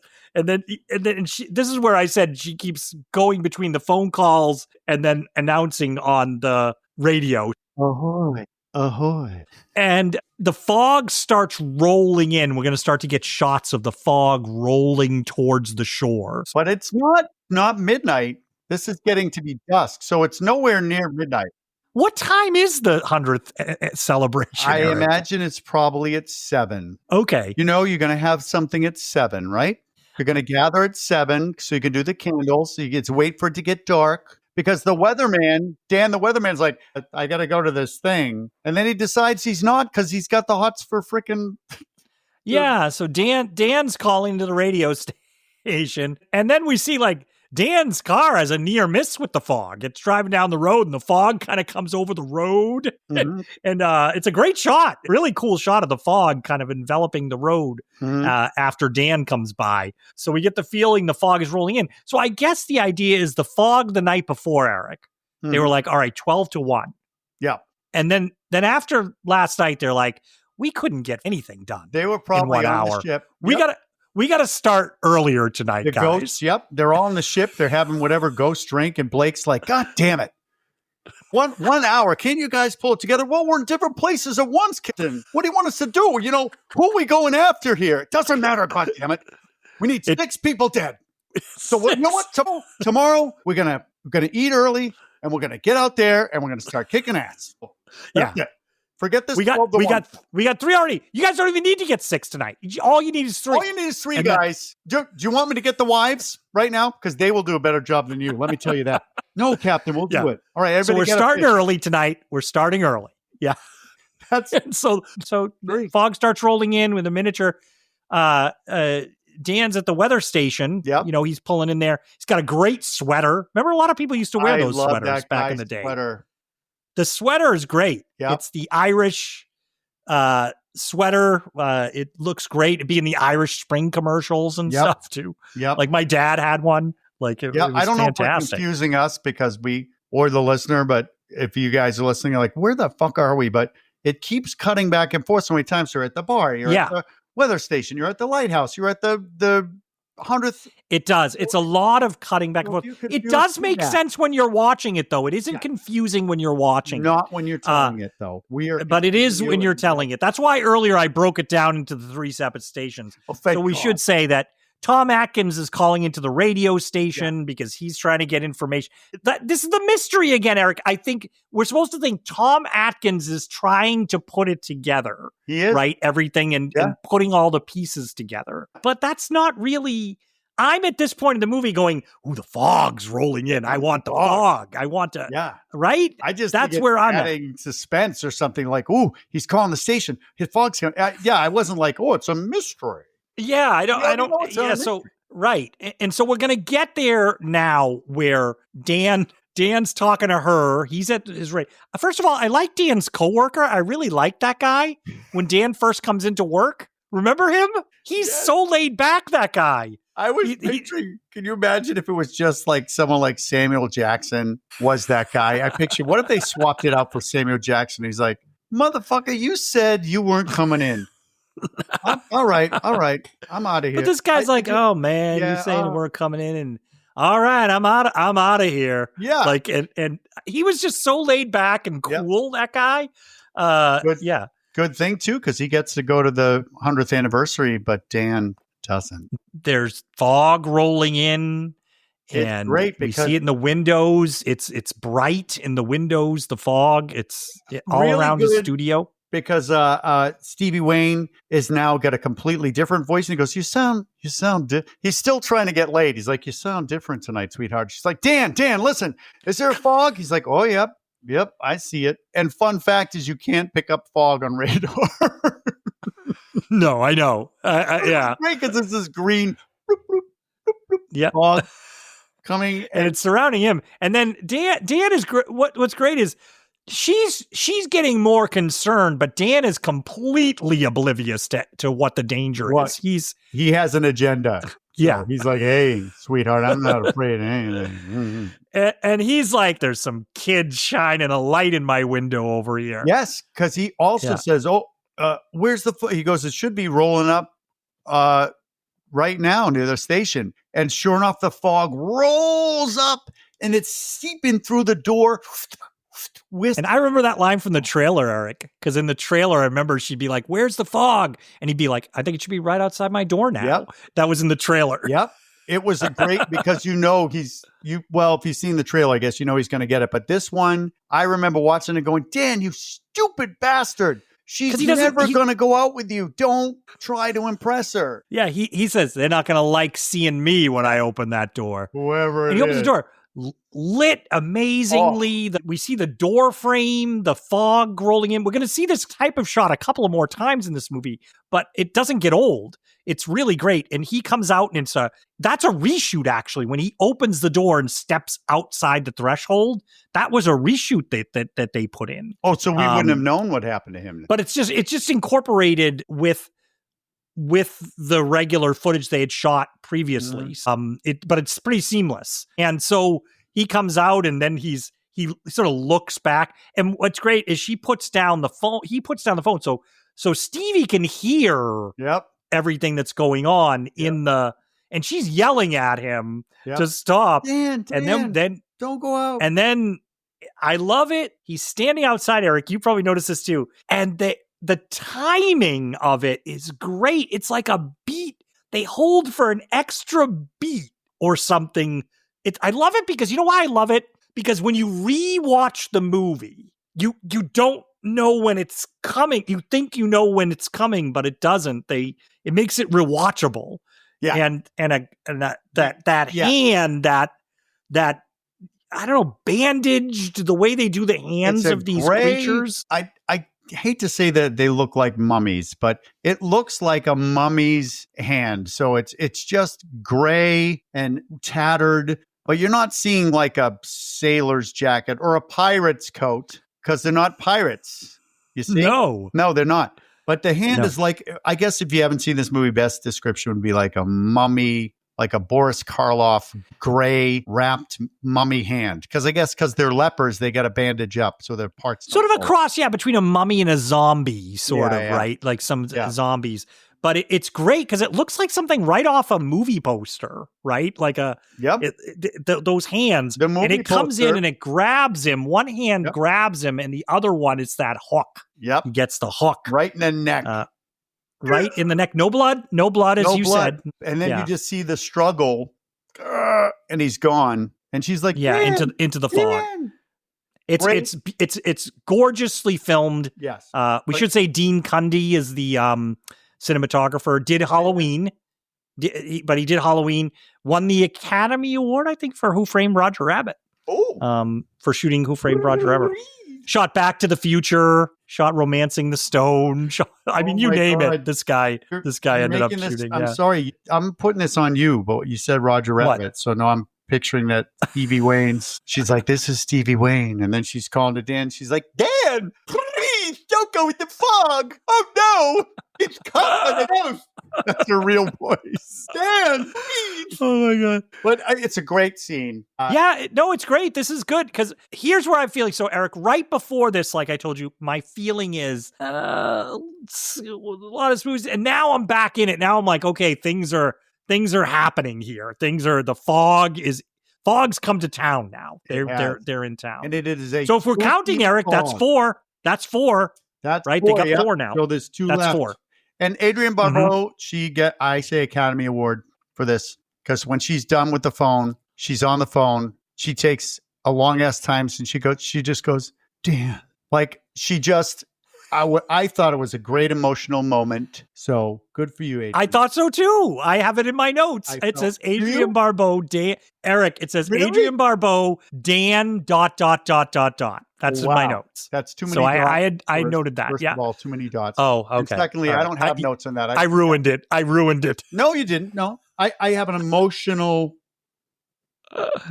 memory of that, and you wrote it down. Mhm. And art. I'll be like that when you hang up on me. I'll be like, art. Art left the And podcast. then- Art. Well, here's where a little bit of what could have been, Erik, where my mind starts going here. So then we cut, boom, celebration. Well, all the people in the stands, right? And they're doing the celebration of the 100th birthday. My mind now, looking at it, is like, yeah, man, fog is rolling in. This is going to be gnarly. Oh my God. People are going to these guys are going to start massacring the town folk. It's going to be like a Humanoids from the Deep, right? The end of that, where they come in at the end of the Humanoids from the Deep. I'm like, ooh, this is, better, Erik. Are we only watching movies that take place like at a seaside in fishing that village? has a That's our podcast from now on. We're just like celebration, and then it gets attacked. But my mind, Erik, right? Was you thinking the same thing? I was like, this is where the movie could go. The fog is coming. Carnage and danger, and it's all hell's gonna break loose once this fog hits this celebration. Well, because now Stevie Wayne is thinking, oh shit, the fog's coming into town. Right? Yeah, and then we cut to which you forget maybe in this movie, but you cut to Stevie Wayne's house, and her son is there with the babysitter, and the fog starts rolling in around the house. Yes, it's a great shot. Is that a miniature? That's a miniature. Yeah, yep, great. that's a miniature of the house. Yeah, composited. Yeah, and they roll in. The fog's rolling in around the house, and he's there with what's her name? The babysitter again. I can't remember. I never remember her name. Colbritz, and she's there. She's an elderly. She's like a grandma. She's so nice. John. She's totally the person. Erik, she is the person. This is why that scene hits so hard when you're a kid. She's the babysitter you want, right? She's Mrs. Doubtfire. Yes. She looks like Mrs. Doubtfire, and she actually has some kind of accent too. She's like, Andy. Oh, it's probably just the power, Andy. It's going out. Yeah. Because we want to point out, just in case we forget, the ghosts have cut the power. Okay, this sounds like we see the fog go up very specifically around the phone lines because Adrienne Barbeau at this point says, I got to contact the sheriff. Yeah. Right? So what's great about her being in the radio thing is she can go to everybody, hey, if anybody's listening to me, have the sheriff call me. But she doesn't. What? She's talking to the sheriff, and the line gets cut, and she doesn't immediately go to the thing, everybody, if you're listening, somebody. Well, we should say the fog envelops like a phone, the telephone pole. Yeah. And so this is where I started to go, I can't wait to talk to Erik about this, because what does Erik think about the whole plan here? Like, these guys are like a Mission Impossible, like they have this time, they are ready. They have planned this. They know where the power circuits are. Yep. They know they're coming into town. They go into the power plant of the town. Station, They go into the station. Yep. It's the fog seeps down in there and blows it out. They're taking down the phone lines. And I'm like, out. They are power. Because you know why, Art? They got a talking to by Captain Blake, and they are now it's like in the army, it's assholes and elbows. Let's go. They're like, oh shit, what do we do? Cut the power. Yeah, they're trying to talk on that contraption, the phone. Cut the power. Yeah. They're not going to let people get on their pants tonight. No. They're not going to wait for them to get their pants. No. They are not going to. Or are they, Art? Because here's where something happens. Yeah. Is there I was going to ask you.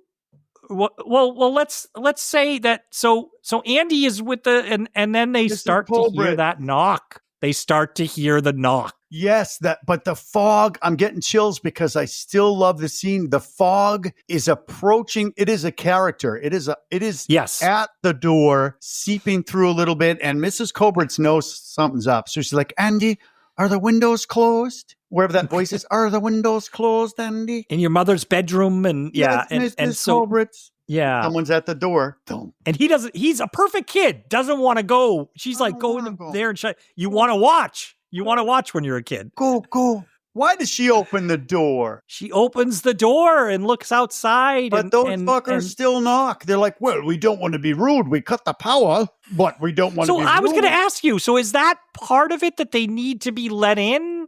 Like, is that part of this lore? Because it doesn't seem to be. I don't know. Because it's very inconsistent. It's very inconsistent. There's some lore here, or John Carpenter was like, well, how do we kill these people off? We're not going to have the thing come in because we don't want to see it. Why don't we just have them knock and they have to answer the door? I don't know. I think But they don't. They don't in all cases. Yeah. Well, they do so far. There's a leprosy. They do so far, right. But on the ship, I guess they were on the ship already, so they didn't have to knock to get in. I guess. But it's leprosy. I just looked it up. Wait, hold on. Okay. Let's see. Etiquette for ghost lepers. Yep, here it is. They do have to knock before they gut you like a fish. Yep. I mean, I know it seems like we're nitpicking, but because it is a great effect. That knocking, that rapping that they have in the movie, the sound. Scary as hell. And she goes out and it's, you just see them descend on her. That's the thing. It's more than one of them. Yeah. And you see those hooks and she disappears into the fog. Yeah. It's seared in your memory when you see this movie when you're younger. Mrs. Cobritz. I'm like, no, not Mrs. Cobritz. And if you have the subtitles on, you don't see her get gutted or anything, but it says things like squelching noises. You hear it though, Erik. You hear it's ripping. It's like a ripping sound and squelching noises. And they really amp that up. For the ghosts, I'm just saying they're in panic mode. So normally I don't think they would take out a nice elderly woman, but they're like, shit, Blake's going to be up our ass. We got to. Seriously. Let's get going. Yeah. So now how many are dead? That's 5. 5. And now they got easy pickings. There's a kid in the house. Yep. Hide in the room. Eric, they could wrap this up before. They could wrap 10 or something, right? Let's go, guys. Get in there. How many are you? We don't know. You can't go in the house now? Go in the house. We could have this all wrapped up before midnight. Never mind 1 o'clock. Like what, 9:30? They can have drinks on the ship afterwards. Right. So all they got to do is get this kid. Right. And there's just a little door between them and the kid. Yes. And he's sitting in the room. And this is he's a good kid for this performance. But when he's sitting there with his legs crossed on that bed and he's going, Mrs. Cobritz. And there's a hook. A horrible looking hook crashing through that door, ripping the door frame, ripping the wood and the panels out of the door. And he just keeps sitting there going, Mrs. Cobritz. Well, maybe she's, I'm like, that's not Mrs. Cobritz. That's not. I don't know. She would have changed a lot. All of a sudden she's a massive disciplinarian. She's like, Andy, I told you not to have hot chocolate. Now I'm going to have to gut you like a fish. Was it a little reminiscent of you, Erik, to The Shining, crashing through the door, this hook? But it's scary. I know you and I watched it recently, but it was like, oh, this is like that. I wish the kid wasn't giving me a lot there. I thought he was a little sedate for what was happening here because the soundtrack is building up here. We're now knowing Tom Atkins has heard on Stevie Wynn, Wayne, on the radio. Bring me a higher love. But Steve Winwood, wow. So I know we're jumping all over the place. What's the music? We're free associating like crazy here. He heard that her son get to my house on this. So it's all connected. Yeah. She's able to do this. Tom Atkins has raced to the house with Jamie Lee Curtis, and he goes in. And he goes around and he sees through the window. The fog is coming in. The thing's just about to get through the door. And Tom Atkins breaks the window. Get over here. Come on out. And he gets out just as the guys come through it. I think there's a couple of them come through the door, right? They were going to get the Tommy. rules. The rules of the fog. We know the knocking rule, apparently, etiquette. But also whoever's in the fog, which we know is now the sailors, they can't step out of the fog. So they have to be in fog. And the house isn't completely encompassed in fog. So that's how he can pull the kid out. Because a great shot. This is a really just great iconic shot for me is he grabs a kid, he's running out of the house, and you see the fog around the house and you see him running towards the truck, right? And the fog's sort of coming around from the back of the house to almost like it's going to follow him. And they go out to the truck. This is great. I'm back in the movie at this point. All of this stuff, the woman, and then the car is stuck in the mud and the fog is encircling it. Yeah, and there's no windows. All the windows are broken. Yes, right? So they don't even have windows between them. And yeah, isn't this a great scene, Erik? I love it. I love all of this. In the movie? I think this, I don't know if particularly this was, right. But what was in the movie? This was in the movie. I think this was in the movie. This would have been in the movie. Mrs. Coberts get killed? Was that a reshoot? Yeah, that was. I think that was originally in the movie. Mrs. Coberts getting killed. Okay. I think. Wow. Yeah, because oh my god, I think so. Yeah, so all these people getting killed, and Mrs. Coberts would be the only one we would see getting axed. Yeah. Holy shit. Well, I think the numbers still add up, right? John because Carpenter, we know the 3 on the boat were missing, but this is great because they're there, and the way it's shot.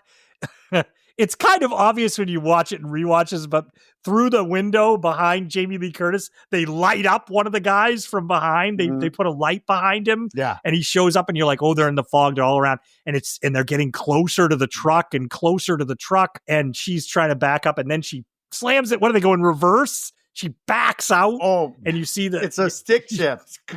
Yeah. And it backs out. Driving. Yeah. I love that it's not her truck. Tom knows this truck probably like the back of his hand. He's just letting her. No, go ahead. We got time. Yeah, and then drive. And then this is I think this could have been done better. This next section is the idea is Adrienne Barbeau is from the lighthouse, can see over the town. So she starts giving people the play-by-play of where the fog is going. It's coming down Belleville Avenue. What? It's coming down Main Street. It's coming down. And I get what they're going for here, Erik, is I think what we were supposed to have here is a thrilling moment where two sets of people. We have Janet Leigh and Nancy Loomis are in a car going through the town, and we have Tom Atkins and Tommy and the Jamie Lee Curtis in the truck. And the fog is coming into the town, and it's filling the streets, and Adrienne Barbeau is like, go this way, go that way to avoid the fog, and the fog is just missing them. The way I'm describing it, Erik, don't you think that's what this scene has the potential to be, is almost like a car chase with the fog. Like, right? Yeah, like, and there's a little bit of that. There's a great scene where they stop the truck and the fog is rolling in. And I think I saw a backstage where they had this huge fog machine and they're just rolling it out and trying to get it. But here's my issues. One, he's down 90 miles or whatever it is at sea level practically. Okay. How the fuck does she see the town? She can do a blow-by-blow description. She has no binoculars. I'm like, is she a psychic? And why is she not running to get out of there to get to her kid? She's like, I have to stay here. I have to do my radio thing. It's my job. Remember, we signed up for this. And then because she says, I'm sorry I didn't come to get you, to her son over the radio. I have to stay. What? That kid is going to hate her guts.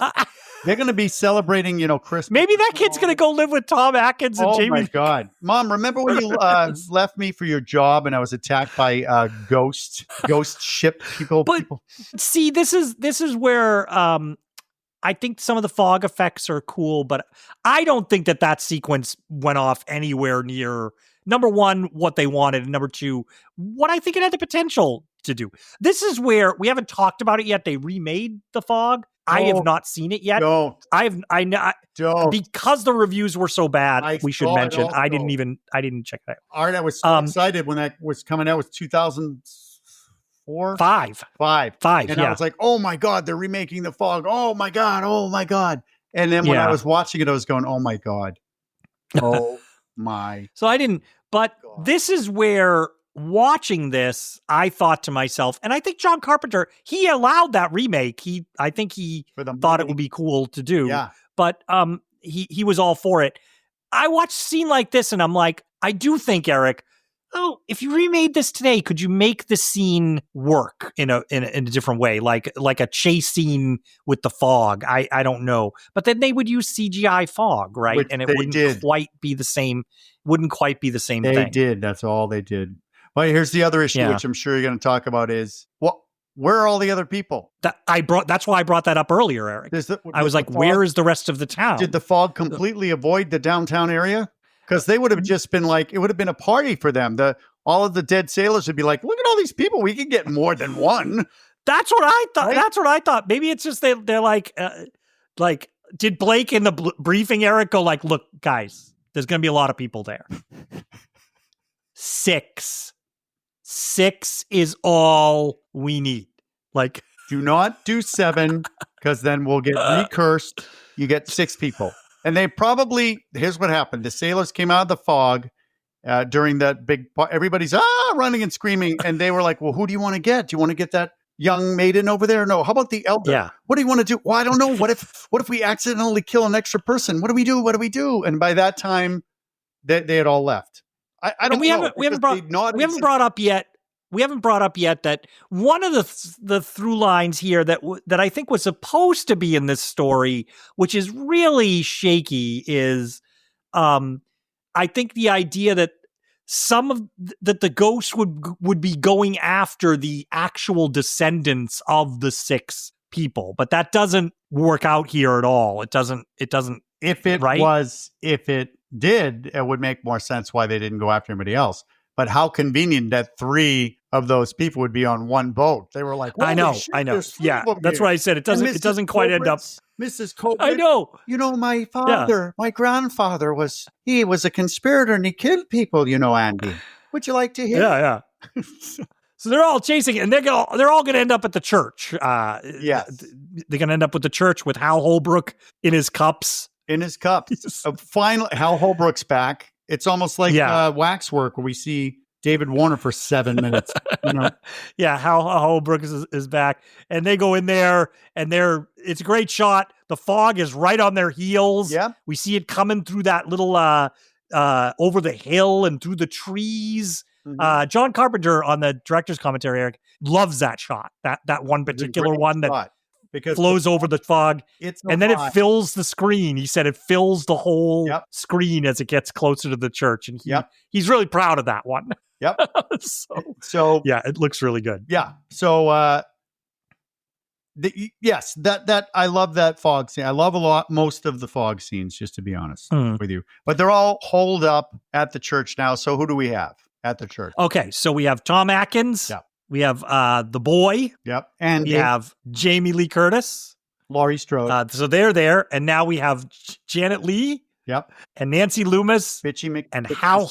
Yep. And Hal Holbrook. So they're all at the church. Father Malone. They're all at the church. You know who's missing? And, well, Adrienne Barbeau. No, Bennett's missing. Where the hell's Bennett? Bennett from the beginning. John Carpenter's character. Where the hell's he? Can you imagine if he came in? It's like, he just showed up. Like he showed up. I'm here at 6. I'm here. You remember you told me to come in later? Come at 6. Like he's where was he? Can you imagine if Bennett was like either the hero or the one who gets killed? Bennett's like, he was supposed to come in later. You're totally right. So now, now we're going to intercut again, which the movie does, between these people in the church and then Stevie in the lighthouse. They're going to be 2 sort of attacks here that are going to go on. The fog is now rolling down those stairs. Yes, that's a great shot too. She's noticing it's coming over the hill, over the rocks, and down towards her. It's a glowing fog. Glowing fog. It comes under the door downstairs in the lighthouse and goes. Next thing you know, a power shorts out. So she has the generator that they showed us earlier. Generator. So she starts the gasoline generator. Because she's got to stay on the air, Erik. Got to stay on the air. She's got to stay on the air. And here's where you can tell the ghosts are like, son of a bitch, we are going to get our asses reamed out by Blake if we don't get this done. Because they're going after Adrienne Barbeau, a lone person in a lighthouse when there's, hundreds of people downtown. They're like, no, you know what? We'll get some of the crew to go after Adrienne because she's got to stop that talking. Do they knock on the door? they're like, fuck that. Do they take out the generator? Like, there's no time. Just break the goddamn door down. They have etiquettes out. This is a completely different movie now. Etiquette's out the window. Blake's men are desperate. And so at the church, they start crashing through the windows. Like great shots. Great for the trailer. I remember the trailer. Yep. These arms coming through the stained glass windows of the church, breaking through them. It's great. It's a great image. They got the like wrappings, like you said, like a mummy. So people are trying to put things in front of the doors as it's coming through.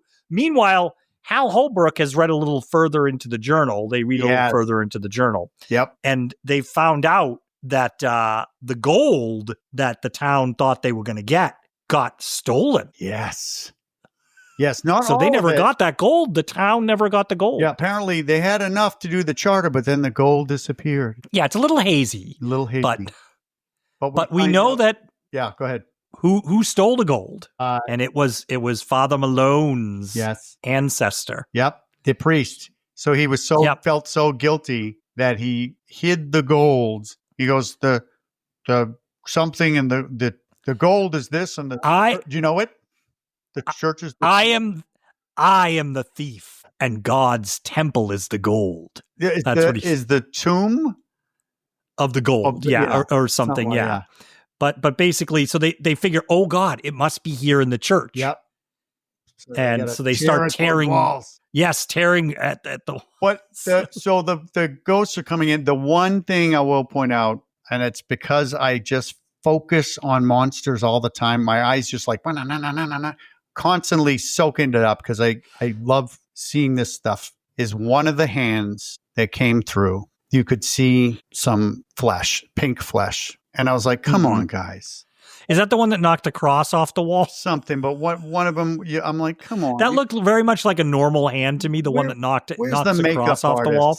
Couldn't he have done... and good people, was it Rob Bottin on this? Rob Bottin, is it Bottin, right? It's not Bottin, right? I don't know. We should figure that out since we're doing a podcast. But yeah, he did some effects and stuff. Effects. Yeah. And also plays Blake, and because Rob Bottin is like 6'5", I think they said he's tall. He's really tall. He's really, really tall. But yeah, so he's playing. But I love like which he enjoyed. Yeah, they're breaking through. They're trying to break through the windows. They're breaking through. We're cutting to the lighthouse. They're breaking. They broke that. That's a metal door. They took the iron door off of the lighthouse. So what did it? They only got the guys that have been working out or after Adrienne Barbeau, and the other guys are like, because they're trying to put stuff up against the windows, and they are making a minimal effort to get inside this church. I don't think their heart's in it anymore. They're not. Yeah. And plus if the fog, so I guess they don't seep in with the fog. If the fog when it seeps under a door, Erik, can like take out the generator and stuff, right? Mm-hmm. But they don't go in with it. They're not like, how some animals can squeeze down and get underneath the space. Apparently they have to be enveloped in fog in order to. So I think maybe when they're trying to break into the church, there's not enough fog in the church right now. In the church. Yeah. Yeah. Maybe. However, in the, what do you call it? The sacristy? What's with all the pews? That's the main. Yeah. The nave or whatever. Yeah. Where people sit in the pews, they left the damn diary in there. And for some reason they decided they need the diary. Stevie in the lighthouse is going up and she's having sort of a final stand. They're chasing her up to the top floor. Great shots. Like, another shot John Carpenter is proud of. She's on one side of the lighthouse and the figure's on the other side. Yeah. And they're sort of circling and you see outside. The figure in the fog. Yeah, outside. And he's proud of that shot too. He likes his camp, because all of that. She has nowhere else to go because the fog's now inside. So she chooses to go outside and climb up the frickin' lighthouse. There's that. Where else is she going to go though, Erik? There's a metal rail. And she's still got those goddamn shoes on. Yes. Can you tell me? Deborah Hill's feet, by the way, in those shots. Really? Deborah Hill's feet on the thing where you see the shoes sort of hitting the metal railing. That's an insert shot with Deborah Hill wearing the shoes. And I thought, why doesn't she kick off those things? She could get a better grip on the metal. No, she's going to be sensible shoes. Yeah. And here we get cut in on this one. We get cut in a very effective reshoot. here is the wormy face, the wormy, slimy face. Yeah. Well, it doesn't look like anything else we've seen in the movie. Is that what you're saying? It doesn't. Yeah. But why we didn't need to see. They needed that they said a big reaction. John Carpenter said on the commentary from the audiences, really, when that would pop up. Yeah, he said big reaction from the audience. I thought too much.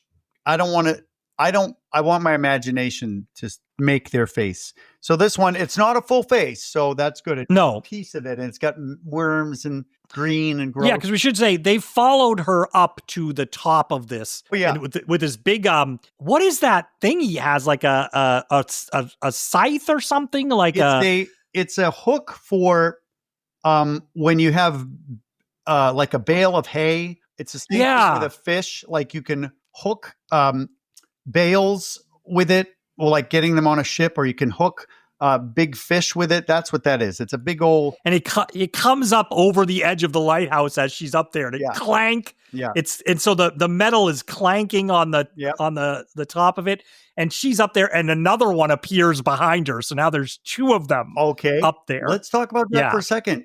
Just a second. I know what you're going to say. What am I going to say? Yeah, go ahead. Okay, so go ahead. She climbs up the metal ladder. And she's up at the top trying to hang on, doesn't take off her goddamn shoes. And then the other guy's coming up on the ladder. He's using the ladder, and she's going slow. One, I don't know why, but two, he's got the one hand. So he's having troubles getting up. But behind her, the other sailor somehow pulled a Mary Poppins and levitated up to the top. What the hell? Why can't they appear anywhere? Because of the fog, they can appear anywhere. Yeah. The other guy's like, nope, I'm going to do it the right way. I'm climbing the ladder, John. And John's like, fuck you. I'm going to pop up the top. Let's go. Let's kill this woman. We got to go. We got to go. And she gets it. She gets a hook into her like clavicle, right? Yeah. Like right into her shoulder there in the front. Yeah. And then meanwhile at the church, Hal Holbrook's found the gold in this cross. They smelted it down, apparently, into a cross. It's a good visual, but it does make you think, like, what the?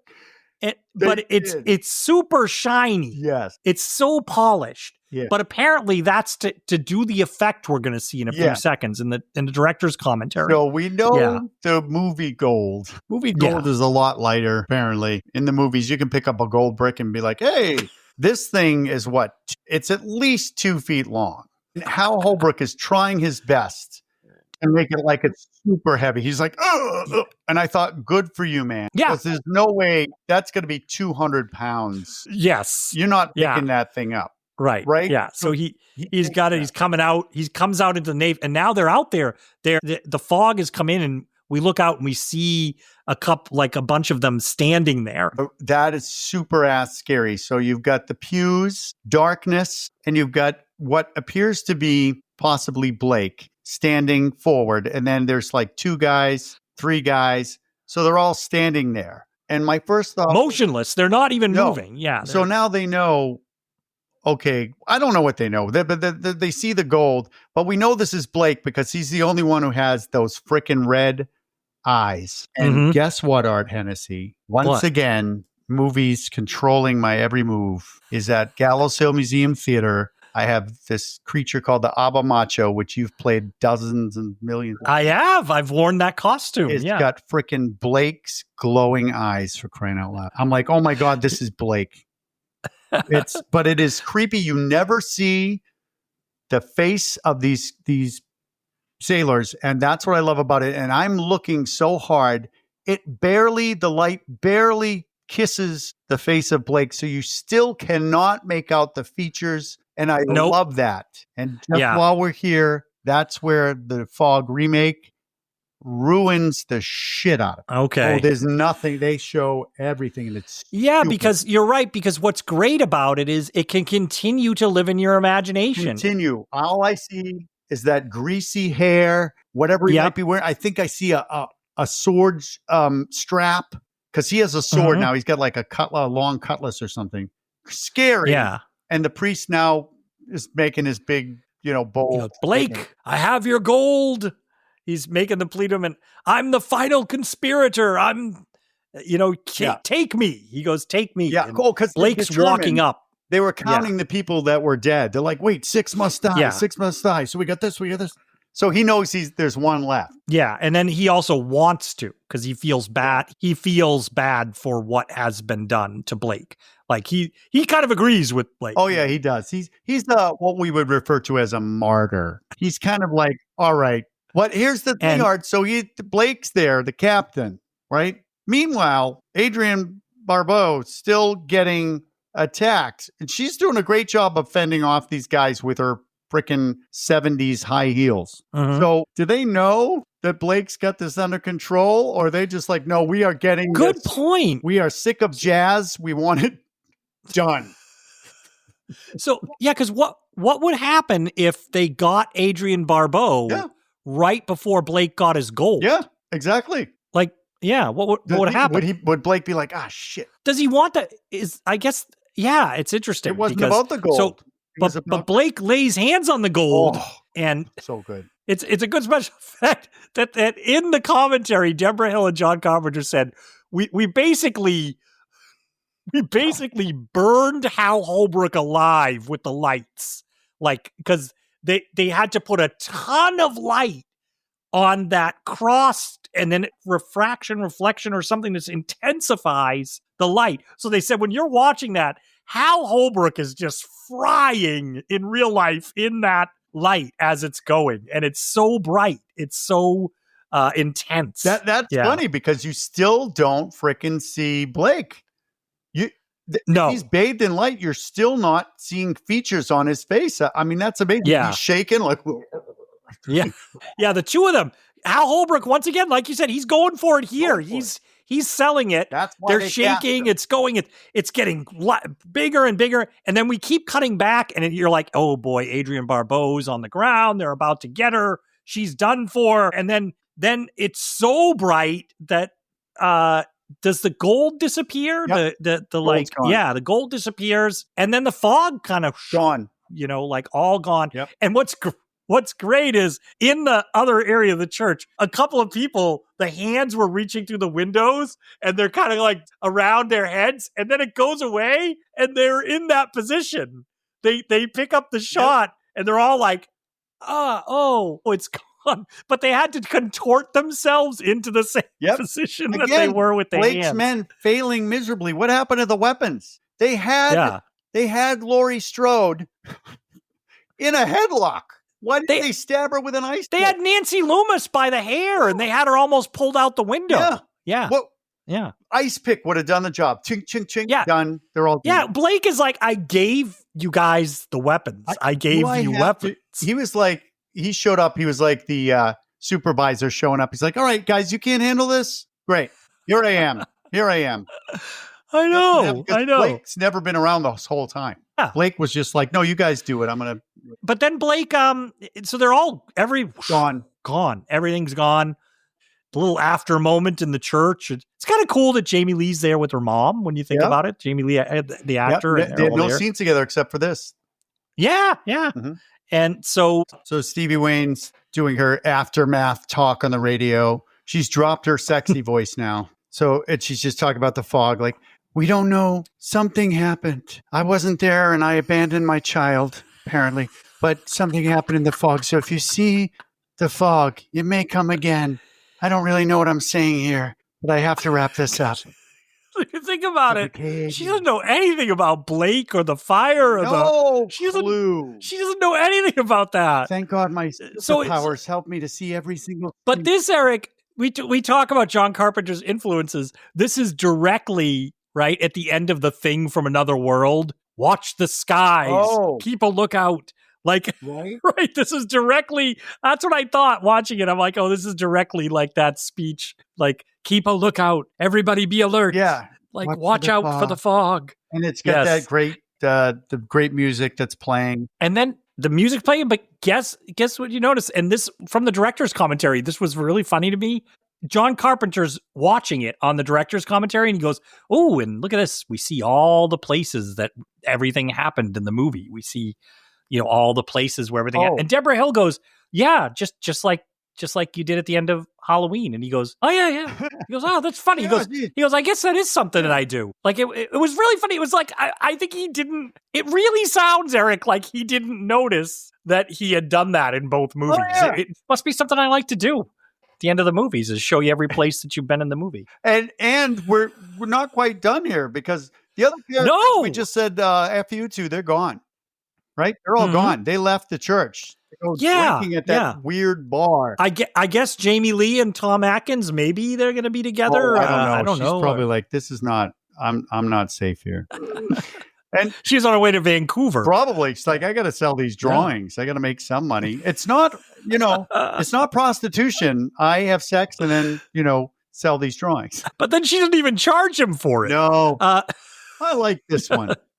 That one's free because we had sex. Yes. All right. We're going way back. But yeah, it's Father Malone. He's by himself. Mm-hmm. Right? But it's done. And then they didn't kill he comes in, he's all done, but then we see the fog seeping in underneath, and then he turns around. While he's going, he's almost asking for, why didn't they take me? I don't get it. He's like disappointed that they didn't freaking stab him. I don't know why they didn't take me. No, like I told you, he's really wrecked by this discovery. Oh, yeah. He's really... But he really is disappointed that they didn't kill him. So, you know what? Yep. Blake and his men come back, same position. No. Maybe shot on the same day? Wait. Maybe shot on the same day? No, they're not in the same position because he sees the sailors in the pews, but Blake's not there. No. He's not there. No. We noticed that. Yes. But that's because Blake's behind him with those glowing red eyes. Yeah. Right? And he swings his sword. We just see it, and we don't even see the connection. We don't even see it hit. Cut to credits, the fog, and that great John Carpenter score. Yep. Going, and there we are, the fog. And it's done. And they got the gold. They got the gold as well, right? So they're celebrating on the ship, I guess. So do they come back? Are they ever going to come back? I don't know. They're probably not. Adrienne Barbeau, I don't trust her with these events because I don't think she has all the info. She does not. Like she's going to be an alcoholic after this because she's going to be like, what now? What was this? Yeah. Oh no, they were. And her son is going to be like, the lighthouse was so important. You had to stay at the lighthouse. You had to stay there. Oh my God. Yeah. It just, and plus the sheriff has no clue what the hell happened. They're all like, wow, geez, we didn't see the fog. We didn't even see it. I know. So we all went back to the rest of the town must be like, yeah, I guess it was a little foggy last night. It was a little foggy, but I don't remember any green. And now because like when Dan, the weatherman, gets killed, did he just disappear? Do they disappear after that? They do disappear except for that one guy. Why did the one guy? Yeah. They're like, no, leave him. You poked his eyes out, you ruined it. Dan, so to the rest of the town, do they even know what the hell Adrienne Barbeau is talking about? There's a lawsuit. Like, there's a lawsuit happening. That's all I know. Or are they like, get somebody over there? The sheriff's like, get somebody over there. She's having a mental breakdown. Where did Mrs. Kobritz, where did she go? She probably quit. She's like, I've had enough of this job. From 6 p.m. to 4 a.m. Do they become crew on the ship? Can you imagine Mrs. Kobritz is like, time for bed now, my sailors. Time for bed. Yeah, that might be. And Dan is like, oh, God. Dan's got his smarmy attitude. I'll never get laid now. I can't even get off the ship. All right. So I'll tell you what I think, Erik. I'll tell you what I think. Tell me the fog. This is, I really, really admire the atmosphere of this movie. And I think that's what he was trying to do, was build atmosphere with this incredibly creepy ghost story-like vibe around this isolated community. And I think for the most part, he pulled it off. I do feel now when I watch this movie that I see where it was a movie that was saved within the last minutes. I mean, it's successfully saved. Yes. It's not like it was a disaster and now it's still a disaster, right? Or something. I think it was a movie that was probably going to be a little, I don't know, maybe just not that exciting, but it was saved. But at the last minute, through some reshoots, through some re-editing, finding things in the editing, and they made it into a scary movie. I do feel when I'm watching it, and I said several times, there are sequences in this movie where I am like, this is really good. Like, this is great. This is the movie. This is the movie here. And then there's long sequences, like I told you, that big chunk where they're cutting between 3 different storylines, and it's all about the mystery and building up and letting us know things in exposition, where I'm like, okay, this is the movie that I'm a little like not with as much. I want things to be moving on. I also think we're ahead of it too much because of the reshoots, though, because they add that story at the beginning. But then I'm like, what would the movie be without the story? I think I'm going to say this in a good way, Erik. I know you're going to be disappointed in me. It's an interesting mess of a movie to me when I watch it, because it's got obviously great special effects. It has a lot of great filmmaking, but it has some mashups of tones and styles too that I don't know really belong in it. We talked about the dialogue and the back and forth, and Janet Leigh's character seeming like she's in a different movie. There are things like that that take me out of it a little bit, but there's enough there that I think it's a good atmospheric watch, even on a rewatch. I'll revisit The Fog again. I will definitely watch it again in the future. And I was wondering if I would or not on this rewatch, because I hadn't seen it in a little while. And so I was curious what my experience was going to be. But after watching it again, and once it's all done, and especially when I'm experiencing those things in the climax, like when they're surrounding the car with the old woman getting killed at the house, and even just little things, like you said, the voice on that radio and the sign leaking the water and the eeriness of that. I like it. I like all of that. And it's a short movie, and there's a lot of that in there. The ghost ship at the beginning is fantastic. As I'm talking about, Erik, I'm like, there's a lot to like in this movie. However, watching it in total, there are parts that I feel like the movie's losing me a little bit. I just have to be honest. But I love it. I think horror lovers will love this movie. It's a great attempt. I'm so sad that the remake didn't work, because I did think to myself, this is worth a remake. This movie is worth somebody coming in again and trying this. But it needs to be a John Carpenter level person doing that. Like, we need who is it, like Mike Flanagan or somebody like that coming in and doing The Fog would be probably, or the guy who did Nosferatu. Like, maybe he could do it, yeah. Or The Witch, that director. Yeah, maybe. I don't think we're reviewing Nosferatu ever. No, I don't know. Well, all I heard, Art, was good, and then however. I know. So you either like this movie or you didn't. Are you going to recommend it? Are you going to force me to? No. Let me see if you recommend it. I recommend this movie. I come down on recommend. There's too much good in it for me to say don't watch this movie. That would be crazy. That would be crazy to say this movie is not worth watching. It might be crazy. I will point out that this is for some reason, this is John Carpenter's.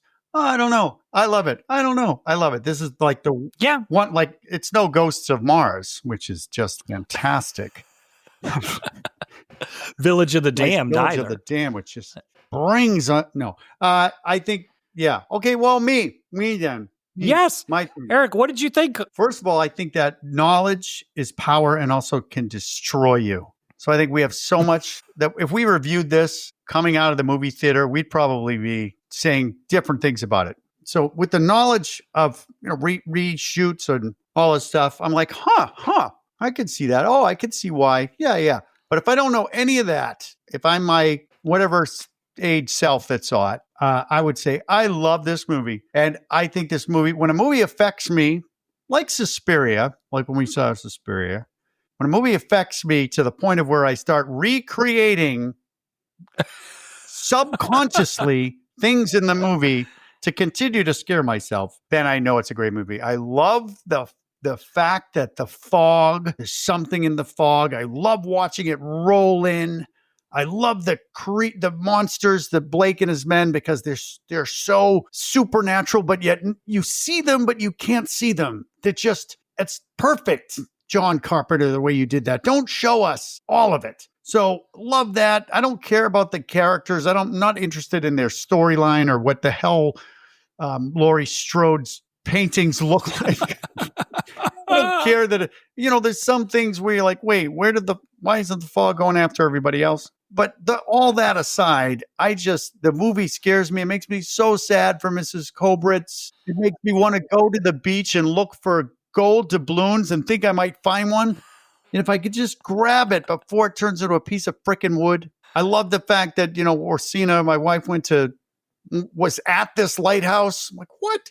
So this movie, I love this supernatural fog, unexplainable. And then just when it kills people, which I love, having no idea that was added. Just like, oh my God, don't open the door. I'm like, don't open the door, you dummy. So I think it's great. I take it for what it is, which is if you like a scary supernatural movie from the 80s that delivers some form of scariness and creepiness, then see The Fog. If you haven't seen The Fog and you already heard all this, well, poop. But I highly... You'd still enjoy it. There's a lot... It's to be experienced because the score, the special effects, the way The Fog works in this movie, the visuals... you would check it out if you've listened to this. And I know we have listeners who are like, I don't like scary movies, but I like listening to you guys talk about it. No, I still want to talk about it, but now's the time because you said listeners. I just want to point out that apparently we have people listening to all of our shit all the time. So I want to shout out to a couple people. And if you want us to say your name on the podcast, let us know what kind of movie you want to see. But so I want to say hi to Al. Ran into Al, and he was like, "Oh yeah, I listen." This isn't his voice. I listen to your podcast. And then Jesse, who's also Junk Guy from New Orleans. I think I said that wrong. And of course, Dwayne, who's so into this that he texts me and says, "Erik, you made me fucking watch this movie, and I hate you." I was like, "Wait, hey." Can I ask which movie that was? It was Waxwork. And then now we warned people that, to be fair, we warned people about Waxwork. No, we liked it, but we did warn. Yeah. Oh no, wait. And then I think Dwayne who said, I watched At the Earth's Core, and he said he only watched it on Mystery Science Theater where they're making fun of it. Yeah, I learned after our episode that Mystery Science Theater had done an episode on it. I think that was, but I still like it. Oh, okay. So I just want to, shout out to those people, and of course. And people, because she was there at the lighthouse. So Orsina, you have better listen to this podcast. I know. And so if you do want to let us know, like a lot of people do now, you can contact us at midnightcinemapod@gmail.com. Yeah. We do have to do a rating for this movie, Erik. A rating. Kind of threw your system out of whack, but a rating. And we haven't come up with one yet. We have. I'm talking about, Erik, a rating for we both gave our reviews, but we need a rating system for the podcast. Rating system. We could rate it 1 to 10, and we rate it. I don't know why you're forgetting this. What is it? It's I'm going to give it 7.5 gold doubloons. Ooh, yeah, that one's not even funny. No, because you liked this movie. This is a big one. This is I want to give it 7.5 fish hooks. I'm going to give it 7.5 belly gutters. Well, what I like, Erik, is you pointing out that we do a lot of Fishing Town movies. Yep. Always. I'm trying to think in my mental Rolodex. I'm like, are there some that we might do in the future? Piranha could be on our horizon, Erik. I can't even say it. Midnight Aquatic Cinema is what I want to say. Yes. I think so. All right. So once again, if you want to reach us, you can reach us at midnightcinemapod@gmail.com. Visit us on the web at midnightcinemapod.com and listen to us at your favorite podcast app, Spotify, Apple Podcasts. We're on all of them, and rate and review us there. It helps us get the word out about the podcast. So Erik, this has been great talking to you about John Carpenter's The Fog this week. I had a really fun time. Somebody Somebody's trying to knock on my door, Erik, trying to disrupt the podcast. I'm just going to see what No, Erik. Erik, don't go. it is. Don't- Not going to like finding me home. Erik, don't do that. I think it's Erik.